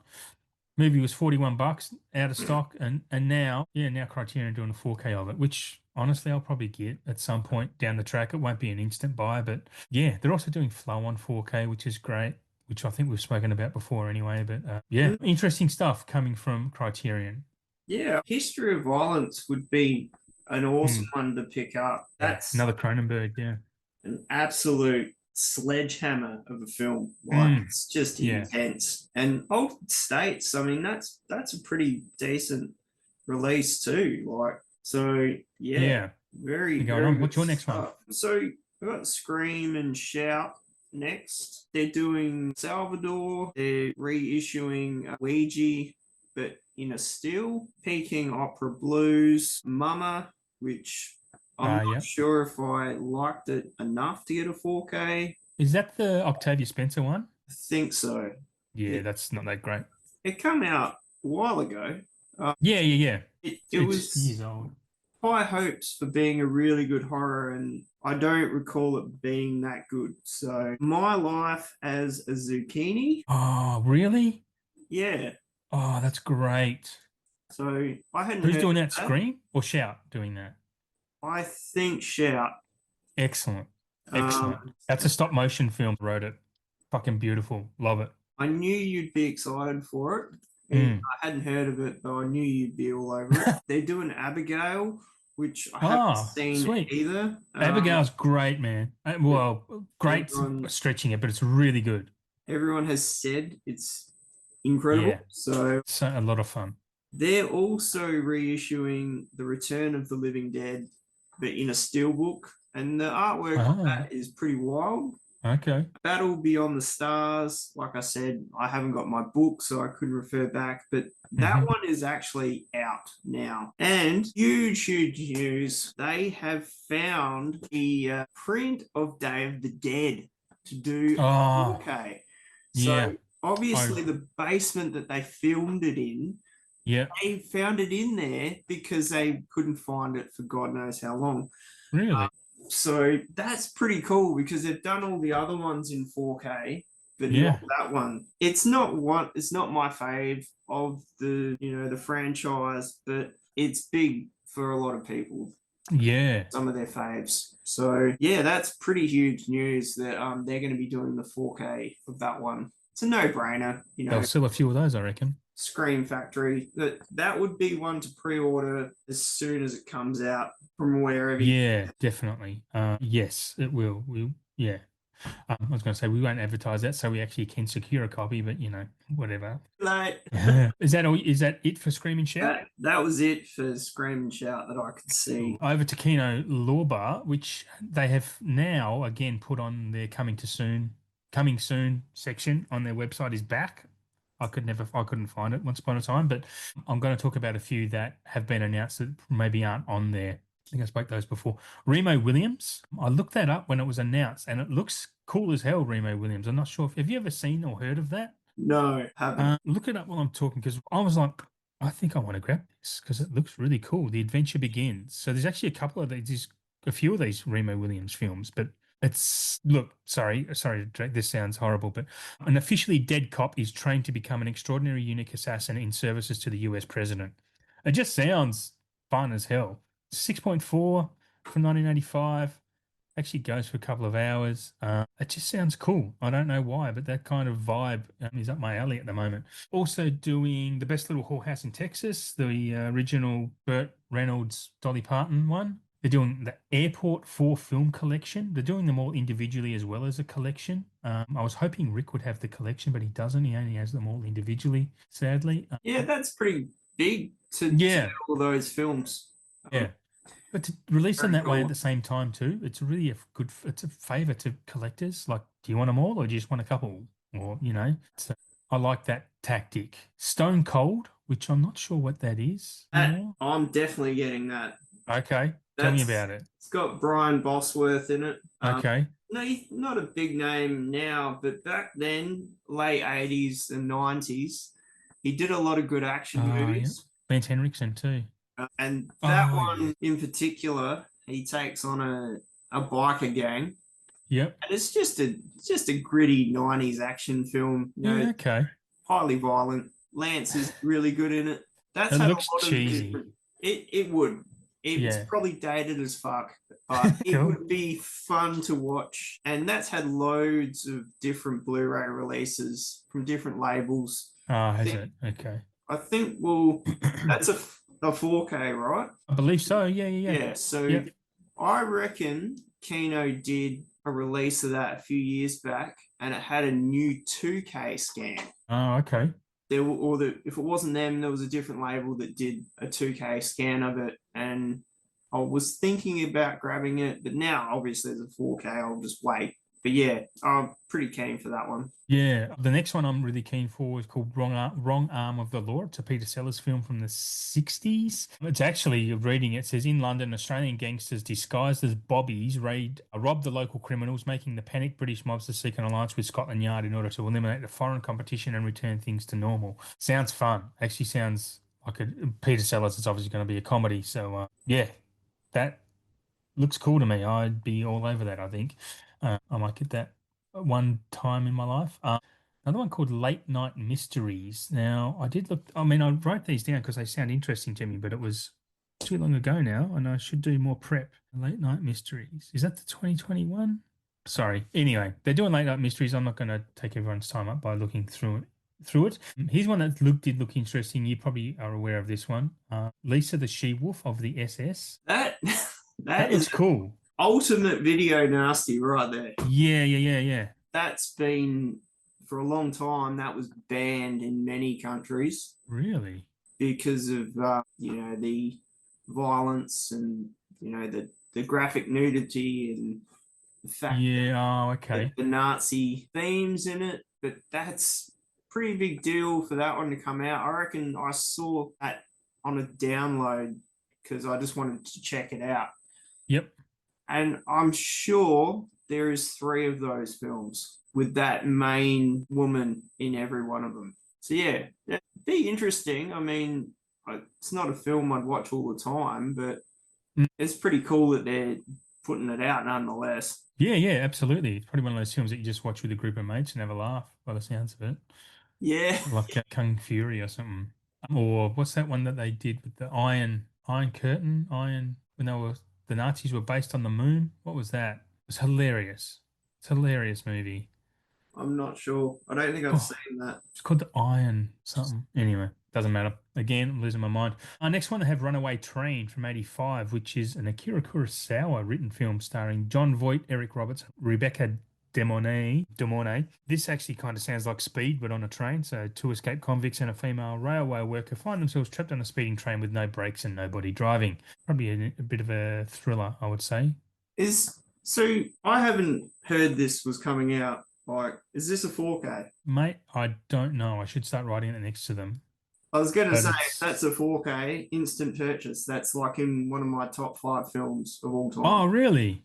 I Wow. fucking love that movie. Yeah, sweet. Like childhood favorite. I could watch that over and over. It's just That's to fucking know. I would buy it on your recommendations. Yes, rated really well. Good cast. like one of just John Voight's most intense roles. Like Right. it is just it's harrowing to say the least to watch. But yeah, that's I've got two copies of that. I've got the Arrow Oh, release, which is a different transfer to the last Kino release they did, which was a 2K scan. I thought the Arrow transfer was actually better than the 2K scan. okay. But if it comes out in 4K, no brainer. I'll be grabbing it for sure. I assume it would be because they have it on their website and I assume it's just a Blu-ray. So I assume it is going to be the upgrade. Yeah, yeah, yeah. It'll be an upgrade for sure because they already have a Blu-ray on their site. Next one is Airplane 2, which is now is that the comedy one? Airplane 2, the sequel. Yeah, yeah. So we're actually getting that in Australia at some point, I believe. Airplane 2, which is Flying High. We used to be called it Flying High. That's what they were called. Yeah. So Kino are doing that on 4K, but we should be getting that in Australia at some point too, is what I'm hearing. Night of the Juggler, and they're also doing a Dogtooth, Kino Lorber. So Kino and Criterion both doing Dogtooth. That's interesting. Unless I've written that in the wrong thingo, I don't know.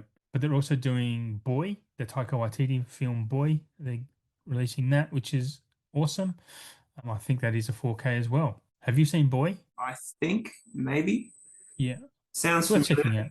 checking out.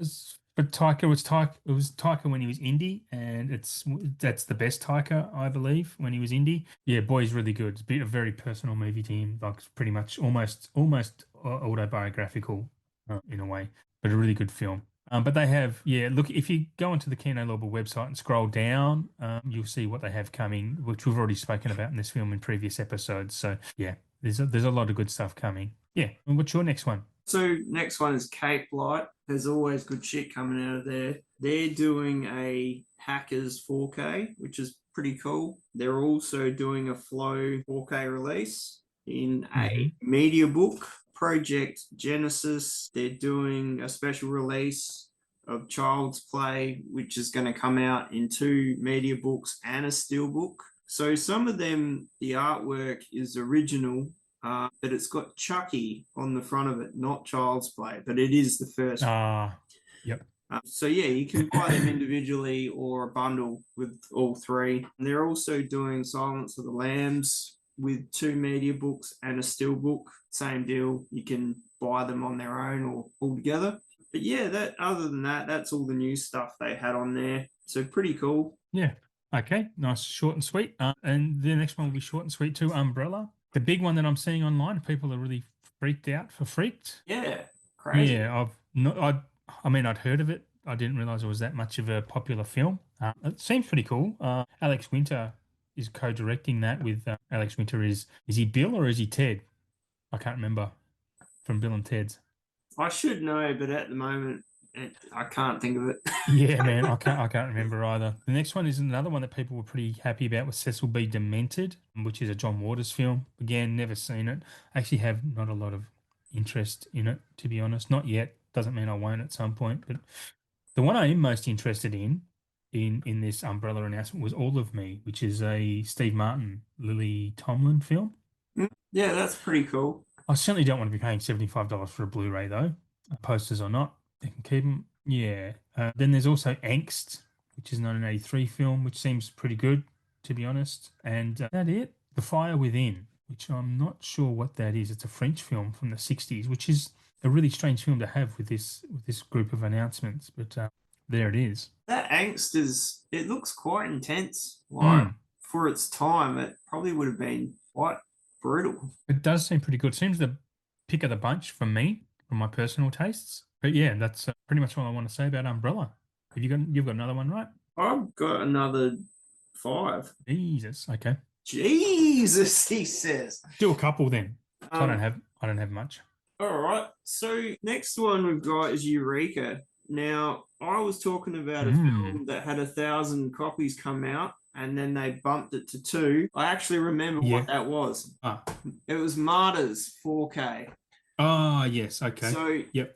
this film generated so much interest for a 4K. The special deluxe box they put out at 1,000 units pretty much just flew out in the pre-orders. They bumped it to 2,000. Is there any of those left, or have they gone too? I'm not sure. I'm pretty Right. Rick has it for pre-order on the site, but I Okay. don't think he's probably going to get a lot of them. Like what we were talking about, the people that pre-ordered that 1,000. Oh, well, now there's another 1,000. So it's not going to Yeah. be as rare and valuable as it would have been. They're also doing the Diabolical Dr. Z, the Island, and the Ambulance. So, as always, not a lot of titles, but the content is quite awesome. Cool. Also, new label that I've been checking out, Retro Gold 63, which they're putting out a lot of, mostly media books and a lot of stuff that would have been VHS. And unfortunately, a lot of this stuff is already sold out. So once it hits the site, it's got that much popularity and following. People just jump on these and they're gone. So there's Sword of Bushido, Best of the Best quadrilogy. There is one of those variant media books still left, but some of the better covers are already gone. Bad Pack, Lone Wolf, McQuaid, Street Night, which is a Jeff Speakman film, which I was hoping would get some sort of Blu-ray release after watching The Perfect Weapon. So he was pretty good back in the 90s. Revenge of the Warrior, Pound of Flesh. So yeah, Pound of Flesh, and some of these were Van Damme films. So yeah, Pound of Flesh and Six Bullets. Beowulf, Walking Tall with The Rock, which I love that movie. Then they did some Steven Seagal films, not his better work, later work. A Good Man, Maximum Conviction, Born to Raise Hell, and they're also doing Sin City 2 as well. Ah, really? So these are all Sin City 2 on Blu-ray? Yeah. Yeah, okay. Yeah, so they only do Blu-rays from what I can see. But yeah, if you're into your media books, they've got some really good stuff because they always do really great cover art for that stuff. So yeah, that's it for them. Also got Turbine Media. They're doing like some 3D collector series as well, which is pretty cool. So the first one, they've got Trolls Band Together, Puss in Boots, The Last Wish, and Fast 10. Dude, that new Puss in Boots movie is really good. Really good. They are really good movies. Like I remember when the first one came out, I was like, yeah, this is pretty cool. The other one is 3D collector series. It's got Bumblebee, Sing 2, and Transformers Rise of the Beasts. So if you're into your 3D films, you've got the legit setup because that's what these all are. Totally worth picking up. Like, I mean, they redid the Friday the 13th Part 3 and really cleaned it up quite well. I mean, it'd be awesome to see, but just don't have that sort of setup. And you need the TV for starters before you can even think about it. They're also doing Breakdown 4K and just released the other day one called Centurion, which is a bit of a Okay. medieval film. They're doing 3 different cover versions of that. Okay. Also got 101, not too much new there. Bad Lieutenant 4K they're doing, which is pretty cool because they'll have like Yeah. a decent box for that. Tourist Trap, which I've already mentioned, but Yeah. Didn't someone else do that? selling really well. Didn't you get that through Rick? No, I never ordered it. I never ended up getting it. Oh, right. Well, Yeah. yeah, that his are all sold out. So I'm hoping Okay. to get some more because I was keen to grab that. They're also doing a sale on some of their Blu-rays, so as low as $14 up to $18. Okay. Pretty cheap because most Yeah. of those are about $30 each. And they ship to Australia? Like, is that? I think they do. Yeah. I don't think they're like some of the other ones that won't look at Australia and go, "Yeah, we'll send it there." Yeah. That sounds cool. All right. Have you Want me to do got? Via Vision? So you've got some more? I've got I've got a couple. Oh, How many you got? Three. so I've got BS. That'll be my last one. Okay. Okay, I'll do Via Vision. So they've announced since we last spoke, last did this show, Tales of Adventure 7, 8, and 9. So three big fat boxes coming from Via Vision, which I thought was an interesting set of releases to do them all at once. With all the varying prices because some have 4 movies, some have 6, whatever. They're also doing Bewitched season 7 and 8. They've actually pumped those out in pretty quick succession, which is a bit of a surprise. I think they let them breathe for a few months before they did it, but they're just like, nah, let's do it all. A movie called Space 1999, which kind of seemed interesting, but probably not for me though. I'm trying to find it on their website while I'm talking. I'm not going to find it. They also, their imprint Asia, which isn't coming frequent enough in my opinion, but they've got Father Knows Best, which is an Ang Lee trilogy. An Autumn Tale and Picture Bride. I don't know what any of those are really about, other than the Ang Lee trilogy is a trilogy. They also announced well, I don't know if we spoke about this before, but for September, the Frankenstein and Invisible Man limited edition, the lenticular covers. Anyway, I don't know if we've spoken about those or not. Actually, they've also re-releasing. I'm not sure if you've ever seen this, but it's one of the greatest sitcoms of all time, Workaholics. Is getting another release on DVD. I picked that up in JB. You can still find it in some JB stores. Mine was like $25 because they were on clearance or whatever. They were selling them out. Now they're re-releasing it. It's $100 on DVD. So if you like Workaholics, and you should, maybe see if you can get it in a current store at a decent price. But yeah, they've also announced re-releasing Ash vs. the Evil Dead is getting another Oh release on wow, Blu-ray. Yeah, they've already done that before, so they're just doing it again. The Untouchables TV series from back in the day. I kind of remember watching some of that with my dad back in the day. Wolf Creek is getting a 4K. Did we speak about that before? They're doing a Wolf I Creek 4K. I think you would have touched upon that. Yeah, yeah. And what else have I missed here? We've got the air crash investigation. That's worth mentioning just because of the box that's coming in. I don't know if you've Yeah, seen that at all. That's yeah, the big pretty mega. orange capsule. Yeah, it's like the black box. Yeah, It's a pretty mega set. If you're into watching planes crash, then yeah, 20 years of this series 1 to 23. So 20 years of this show, that's huge. $280 to rewatch planes crashing. I applaud their balls in releasing something like that in such a the only way they're probably going to sell it is in a set like that. But good luck to them, and selling 40 copies of that. Good luck to them. I just can't see it happening. It's a pretty good price for that though, because Considering what it is, yeah, yeah, 280. But how many people are gonna? I don't look again. I you don't have to be expect pretty everyone to like. diehard. Yeah, but isn't that a show you could probably just watch on YouTube or on Tubi or something? I don't know. It's weird that someone would be that devoted to a plane crash show that they would spend that much money on it. Anyway, I am wrong more often than not, so I probably am in this case as well. I only have Madman left. Do you? And you only have VS left? Okay, so if you've only got VS, I might jump in to do Madman and you can finish VS because I think that's a big list, right? Yeah, For it's VS. quite sizable. Yep. Cool. Madman have Dangerous Animals coming, which is cool to see. Yeah, Haven't seen that absolutely. yet. It's supposed to be pretty good, directed by a Tasmanian, which is excellent. Sean Byrne. Legend of Ochi, which got a pretty wide release earlier this year. I've never seen it. Doesn't really interest me.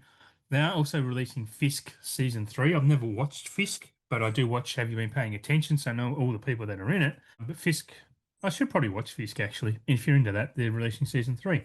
Also releasing an old show with Guy Pearce, Jack Irish. The complete series is coming. A lot of people love Jack Irish, so that'll be good. Yeah, It's good that that's that's getting a physical.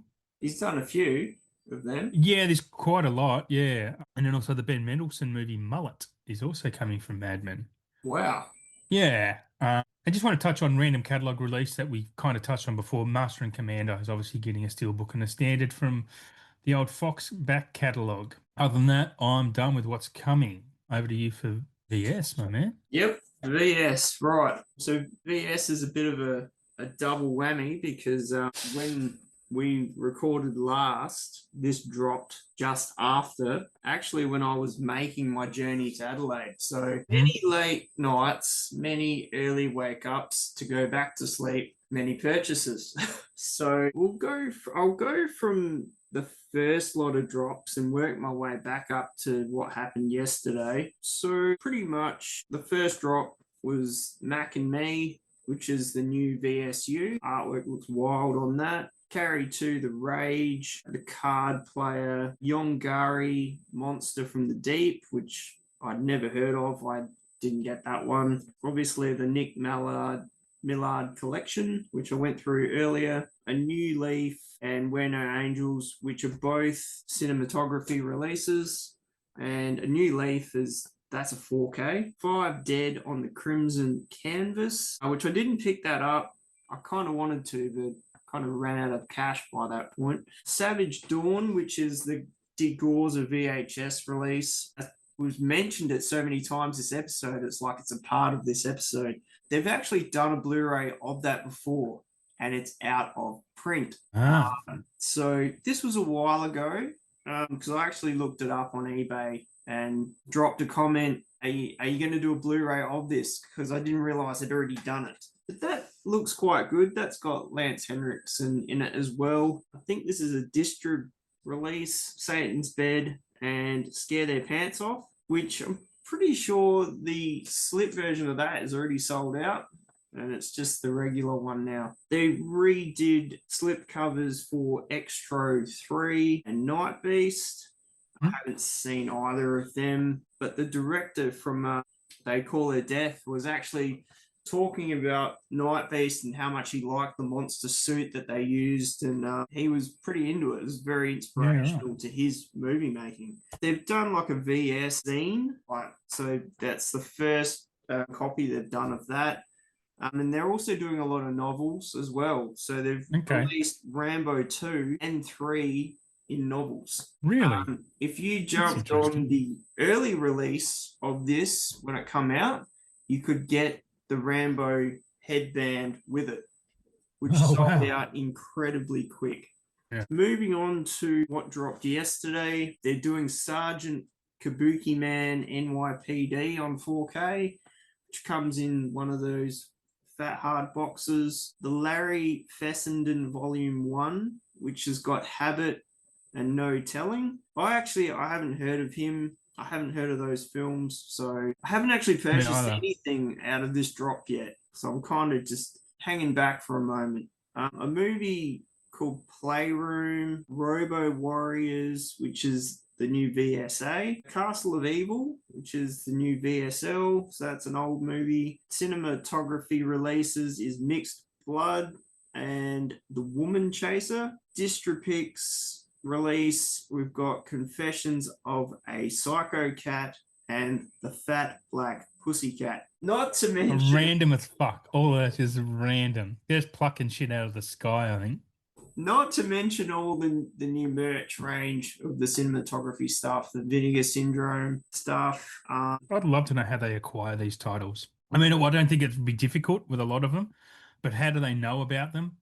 Do they just trawl through database? I'd love to know the story about how these come to life. Well, in saying that Confessions of a Psycho Cat release only had 2,500 units, and they've already sold 1,000. So it's selling really well. Other than that, that's all for the VS. Like, there's a lot of good stuff as always. And I will mention, I don't it's not BS related, but Brain Dead is Yeah. getting a 4K, but Yes. we just don't know who's doing it yet. No. What's his face? Peter Jackson Yep, has his own. He actually has his own company where he does these restorations, and so he's doing his own films, which makes sense. very, very excited for that one. And I so hope that he does Bad Taste as well Yeah. and Meet the Yeah. Feebles. Has to do Bad Taste.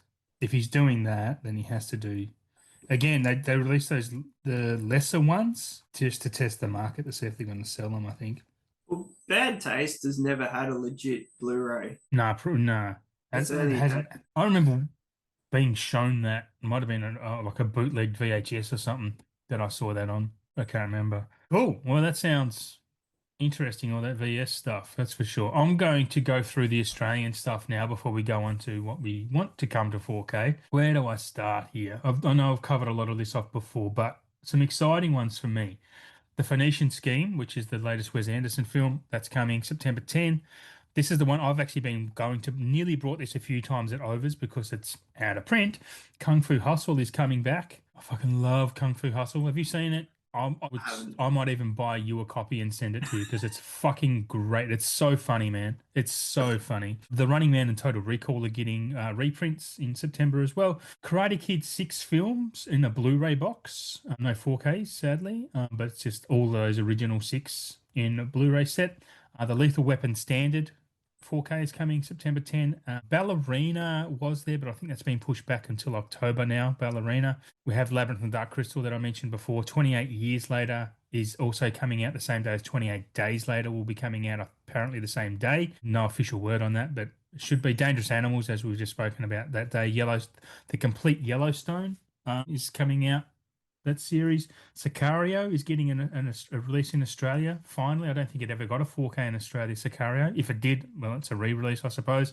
The Nightmare on Elm Street box and The Last of Us Season 2 coming September 24 as well. October 8, Superman, Jurassic World Rebirth, which meant that Mission Impossible Final Reckoning was delayed by a week. So so Final Reckoning's been delayed from September to October. 75th anniversary of Harvey is coming in 8th of October. Yeah, that's where the materials have been lacking from the supply chains because that was supposed to come out at the same time as Sunset Boulevard, but it's been pushed back. 28 years and 28 days later, sorry, is October. So that's been pushed back. So I haven't updated my notes here, but 28 years is not coming September. It's coming October. Still no word, even though Aeon Flux has been released, still no word whether we're getting that in Australia. I assume we will. It has been announced that it's coming on the Instagram channels, I suppose. What else have I got here? We're still getting Casino in Steelbook around November. Blues Brothers supposed to be coming. Scarface is getting a Steelbook. Still going to be getting Catch Me If You Can Minority Report and AI. And onto some other notes that I've kept. Where are they? Okay. So some interesting stuff here, Shane, is some of the films that are coming next year. Not they will be coming to physical as well, but Wicked Part 2, I think it's called Wicked Forever. Five Nights at Freddy's. Okay, a movie called Soulmate, which is M and the number 8. I was told about that. Let me look it up. Sorry, while we do that. Yeah. And then another movie called Song Sung Blue, which is a film about Neil Diamond, but not an official one. I think it's Benedict Cumberbatch or Bradley Cooper. Who is it? Song Sung Blue. Hugh Jackman, sorry. Hugh Jackman. I was close. Hugh Jackman and Kate Hudson. So it's a bit of a they're a Neil Diamond tribute act. So they can't do Neil Diamond stuff. Anyway, that's what's coming. Minions, The Odyssey, which is the big Nolan one. Shrek 5 is also coming Q4 next year. The big one for me is my most anticipated film, probably of the last few years, is Spielberg's new film called Disclosure, his UFO film. That'll be summer next year, probably between, I suppose, July and August around this time next year. There's Ted is getting an animated series, an exciting one for me, but it could be more exciting if this was getting a 4K.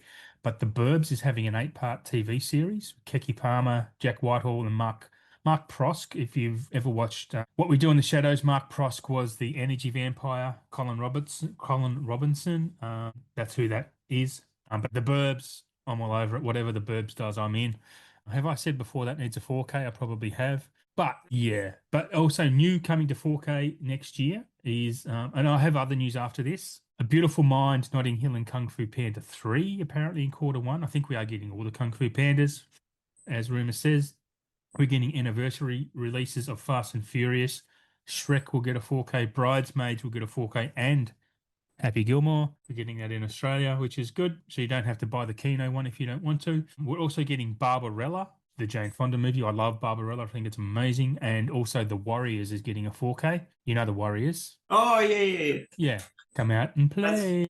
that's why I've got the Yeah. Arrow box for that. That's Oh, do you? an Yeah. unreal transfer. So Is good. it? Hopefully it's the same transfer. That'd be nice. I don't know. But we're also getting a Blade Runner 2049 steelbook. It's going to be a triple disc, 100 gigabyte per disc. So expect the price to be up there because there's a Blade Runner TV series coming out. 2099 is coming out. Also going to get the original Anaconda on steel. That might be by the end of the year to coincide with the new film, the remake coming out, the comedy remake with Paul Rudd and Jack Black. Sisu 2 will be getting a Blu-ray, no 4K. Yeah, but we're getting Sisu now. So there's some pretty cool stuff coming, especially with, I don't know, there's some pretty cool stuff coming. I'm pretty happy that we're getting a Happy Gilmore 4K and a Bridesmaids actually. Yep, Just absolutely. classic, yeah.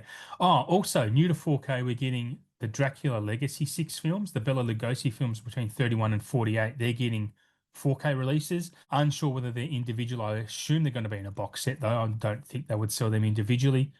Also getting Casper, which is coming soon, and The Grinch Stole Christmas. I think that's the Jim Carrey one getting a 4K. It already has a 4K. Maybe it's a re-release. Yeah.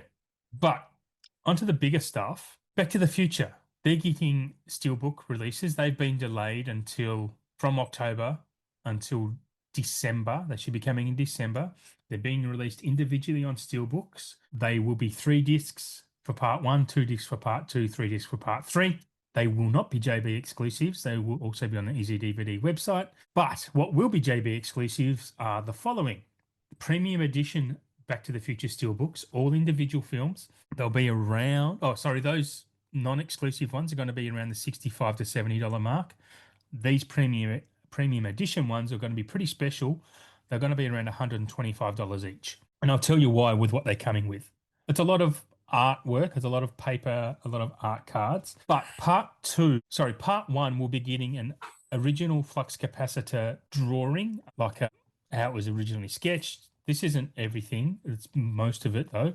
The note that was to Doc Brown, the tardy slip, the prom photo, where he fades in and out, which is going to be a lenticular photo of that fading in and out photo. In part 2, we're going to have the Jaws 19 poster, because that's what features in that. We're going to have Biff dollar bills, Blast from the Past. What's that? Blast from the Past tickets. And also going to have the sports almanac, like a 12-page sports almanac, and the USA Today front page of the youth jailed. There's a couple of versions of that.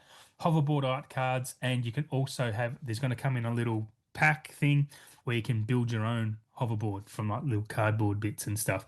So they're going to be pretty special, pretty out there. Fuck, I'd love to have them, but 125 each. It's a lot. It is a lot. But in saying that, it's not just gonna be art cards. At least they're putting something different in there, like the posters and just some other little funky memorabilia. It's gonna be interesting to see whether they're gonna be fat boxes or just steals within. I don't know how it's gonna look, but sounds pretty cool. Sounds really cool. And sadly, no DeLorean, because DeLorean with their licensing is just weird. Oh, I also forgot to mention, my apologies. Saw is still coming on 4K. Cinderella Man, we won't be getting that. If you want it, you probably have to import it, I believe. There's just rights issues in Australia for that. American Pie is getting an unrated 4K in Australia. And Landman is also getting the TV show, which is the Billy Bob Thornton one. Yeah, so that's it. There's a lot of stuff still playing in the background because of this merger between Paramount and Skydance. There's a lot of stuff going on. There's a lot of stuff happening with their TV division because they've done things there to their staff and possibly starting again. But yeah, there's lots of stuff on the horizon, good and hopefully not bad, but there's always the potential for bad. And again, with this roadshow thing happening with Warner, who knows what's going to happen there as well. But we've got a good team on the inside that can fix it, I suppose. Let me know your thoughts. I just reeled off a lot of stuff there with you. being silent. Oh, the Back to the Future stuff is super cool. All those extra bits and pieces, I reckon, is an absolute winner. Yeah, I mean, I've already got those on 4K anyway. same. Yeah, And those transfers are just they're phenomenal. great. They are great. So I couldn't imagine these being any different. They'll be Pretty the same ones. They won't be. They won't be upgraded or changed. It's like you'd just be buying this for the extra bits, really. And that's a lot of money for extra Yep. bits. So, Yeah. how hard are you on these films and how much do you want to have extra bits to, double dip with what you've already got? Well, the thing with them too is that they're actually super limited, like as in 500 copies at most. So I don't think they're expecting to sell a massive amount because most people already own it who want it. I mean, it's not like the, Jurassic Park and Jurassic World trilogies where the transfer has been updated. I am super keen to get those. I did see Jurassic World trilogy yesterday. They haven't been upgraded. They haven't. It's only the Jurassic Park ones that have. Oh, So if you already own Jurassic World, don't upgrade them. Well, unless you want the Steelbook, I suppose. But the Jurassic Parks have. I mean, the like artwork for both is great. Yeah, I like it. I do like it. I've heard a lot of other comments about it, but I quite like it. I still think $130 for 3 films is pretty decent anyway. I agree. Yeah. I think $40 for a 4K is kind of standard now, right? So to get and when they're on sale, they're even cheaper still. So yeah. Yeah, I mean, I might wait until there's a sale to grab that Jurassic Park trilogy. I mean, they are the best. I mean, they're going to keep making of course. Yeah. They're going to milk it for whatever they can. But I mean, if the storylines are decent, that's good. I mean, I thought Rebirth was quite good. I've not seen it. Yeah. Yeah, can't beat the first 3. They're just so good. Just a heads up, I think I've told you this before, but they are getting standard releases too. So individually in I think October, maybe November. Oh, yeah, so you don't need to get the Steelbook if you don't want to pay that much, but they're probably going to be $40 individually anyway. So yeah. Well, that's it. So may as well have like an awesome steel with some great art and something different than the standard. Yeah, for sure. Cool. On to our very last segment. What do we want for 4K? Show me your stuff. So what you got. Basically, I've had to just do a list because I don't actually have any to pull out of my shelves because they're all boxed up and awaiting deportation to Adelaide. So deportation, extradition. Yeah, to be relocated. So the first one that I'm gonna go with that we kind of chatted about it was the Explorers. The old 80s film. It's the Joe Dante film, right? Yeah. Sweet. And I thought that would be a prime candidate for something like that. And I don't think I've actually ever seen it, but it is a film that I would enjoy. And I watched it recently. Sorry, continue. I'll look it up though. But yeah, there's just a heap of young actors in it that went on to do huge things. Yeah, it's baby Ethan Hawke, the Explorers. So it just sounds like a really cool, childhood adventure story. And I reckon, those sorts of films, being filmed with real film, the transfer would be quite good. So now, what year was that made? Because I'm trying to find 85. 80 something. There we go. Explorers. It's not. Yeah. So when did I watch it? February last year, February 24. Being Joe Dante, I gave it a 3, but if I had watched it as a kid, I probably would have loved it a lot more. Yeah. But no, that's a good choice. I like that. I think you're right. I think up that nostalgia alley, I think it would do very, very well. My first one on the list is something I haven't seen for a long time. Doesn't have a great reputation. I know I've seen it, but it's going to be one of those cult films like kind of like Dark City might be, but Gothic would be good to get a 4K. With Halle Berry, Robert Downey Jr. Yeah. I love that movie. I remember thinking it was okay. At least I don't think it was as terrible as people were saying, but yeah, it's definitely worth a rewatch. Yeah, it was really good at the cinema. Very eerie. Bit of a ghost story, but yeah, that's we've talked about that before. I think we have. It was. Have I mentioned it getting a 4K before? I don't think I have. Right? Or I reckon I might have pulled it out because I You did know what? have that You on probably have. You Blu-ray. probably have. But yeah, it was bound to happen that we would cross over. And It's just me agreeing with you. So, no, I reckon I would totally buy that on 4K if me it too. comes out, and I'm sure that it It would feels get like an Arrow some. release to me. Yeah, well, some Wang Dang American label would probably do it, I reckon. Like Screen Factory, that would Yeah, make possibly. sense. Well, they could just go, no, we're just not going to do it. Well, I did. Yeah, I think it would do okay. I really do. I don't. I can't see the studio. It would definitely be a boutique that does it. I can't imagine the studio doing it. I don't know who the studio was. So if it was Universal, for example, I can't imagine them going, yeah, we're not doing this one. We'll license the rights or something. Columbia TriStar, so Paramount. It's Very anyone's unlikely. guess. Yeah, it would have to go to a. I mean, they sell their rights on. It actually could be an Umbrella or a Vivision. Actually, it's prime Yeah, for them, right? that Yeah. would probably make sense. I mean, Mm. Vision do, or even if they reissued it on a Blu-ray, that I could Yeah. totally see Vision doing that. Yep. Definitely.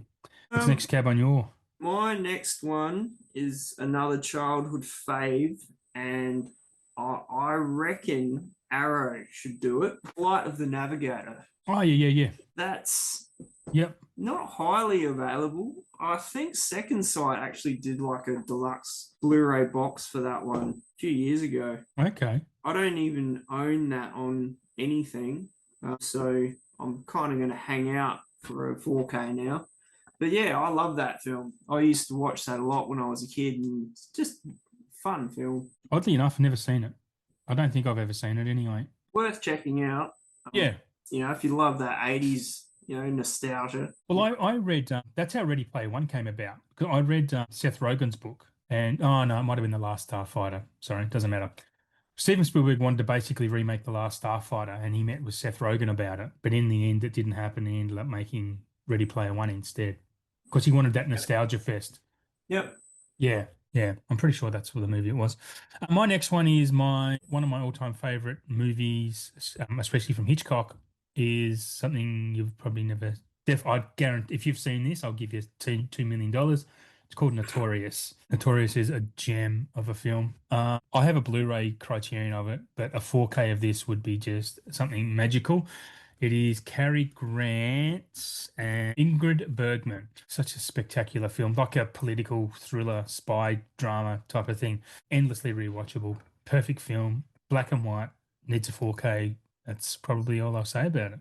Well, if that's all you're going to say about it, Adam, I will move on to my third one. So this is, as I don't actually own this, but I was really shooting from the hip on a lot of these because I didn't have anything to present. Milo and Otis. That's awesome. That's a good choice. Like, I haven't seen that shit since I was young, but they're just wholesome, good films like Yeah, that was a huge hit back in the day. that.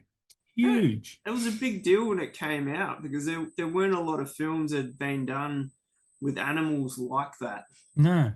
And they, Dudley, what's his go on name? this Doing the voice? journey together. It was just, yeah. Yeah. Those animal Tops. adventures were big in the day because you had Benji and there's lots of those movies like that, right?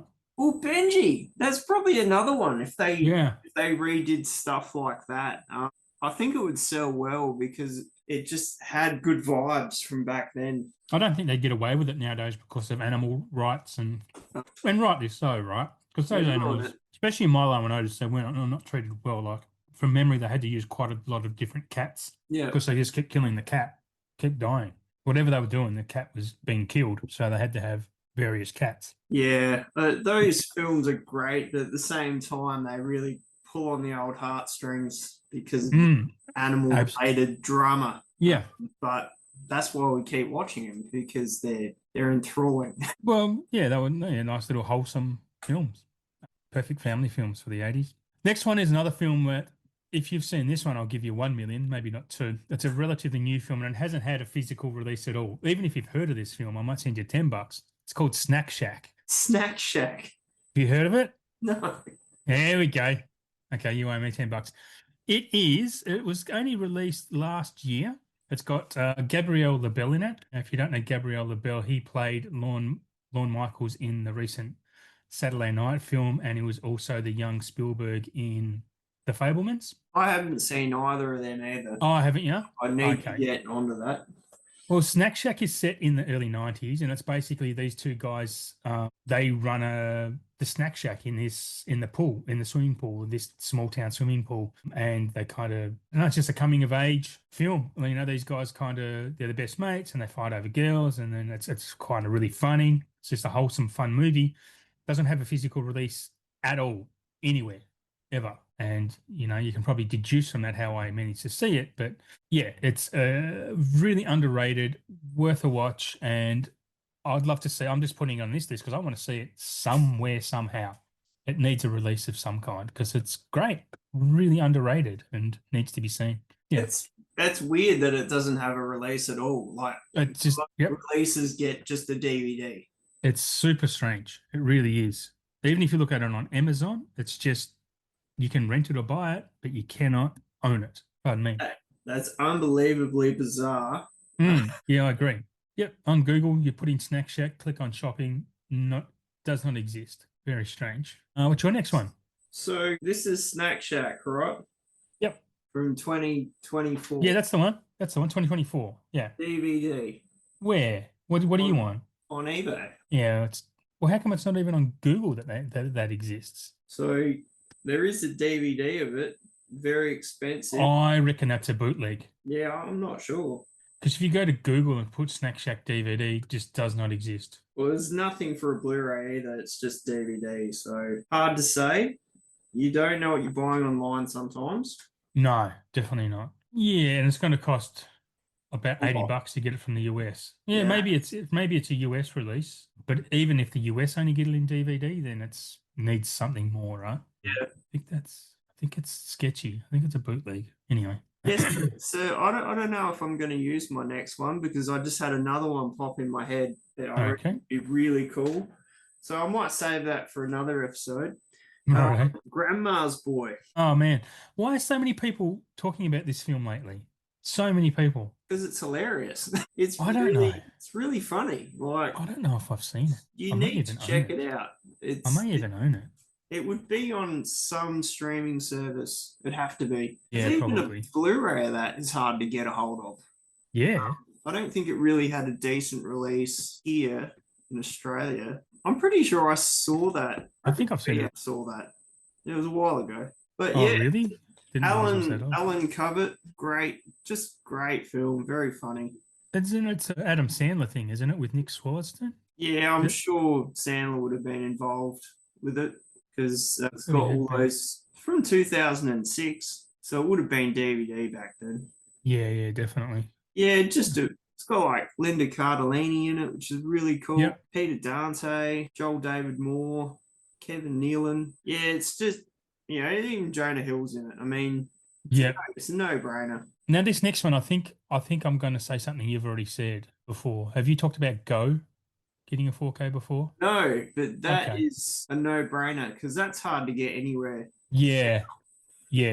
Go as a must. And I think I've found that's been picking up in popularity a bit lately as well, as in people are starting to talk about it more because they remember it and it's actually really good. Doug Liman film, Sarah Polley, Timmy Oliphant. It's got quite a good cast. It's William Fichtner. Yeah, great film and 100% needs a 4K.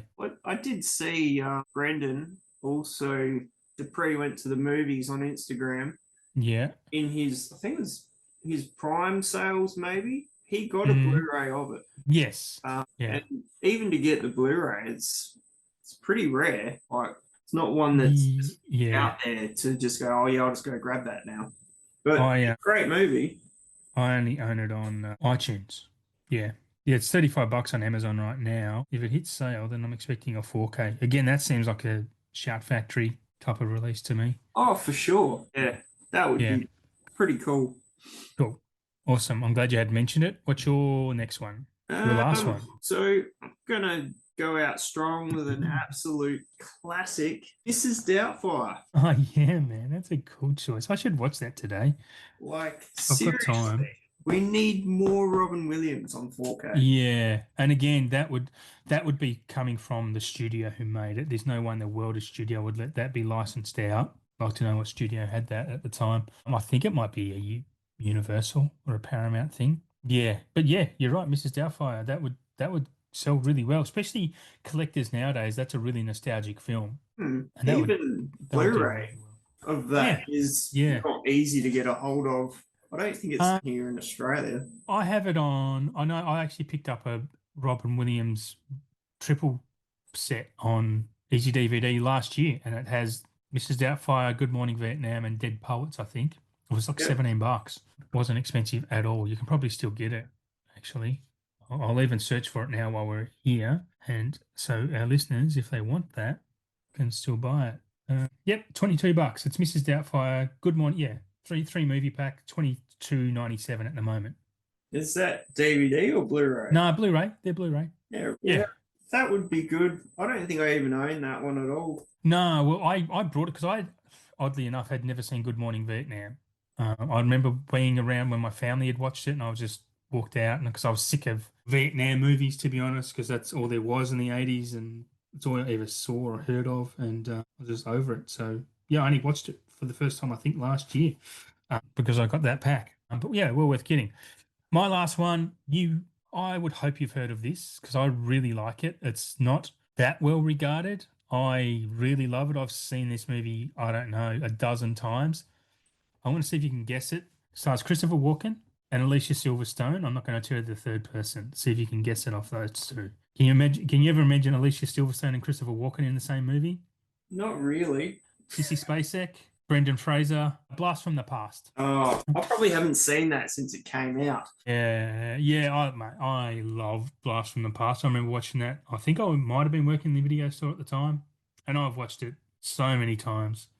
I don't know why I love it the way I do. I just do. I think it's great. Brendan Fraser's awesome in it. Like the chemistry between those two is fantastic. Like it's funny. It's a really good concept. Christopher Walken's awesome in it. Like it's just, I don't know, such a great film. That's another one I could watch today because it's such a cold, miserable day. It's a good movie for a cold, miserable day. It sounds like a shout release. Yeah, absolutely. Absolutely. That's what it sounds like. That it would do something like that. Yeah, that doesn't have too many releases out there. I don't believe it does. No. Very good. Yeah. So are we done? Are we done? That's it. We got there. It's been a long show, my man. Thank you. Like if you guys are still hanging in at this point, hats off to you because it's been a big one for us. Hopefully you play it on at least 1.5 speed. We should have spoken a little bit slower, just so if they do play it on double speed, it's normal speed. I'll play my podcast on 1.25, I think. But yeah, guys, thank you firstly, Shane, for being here. That was a heavy show. It was a long one. We've been sitting on our bums for a while. I need to go for a walk and have a stretch and face this shitty weather.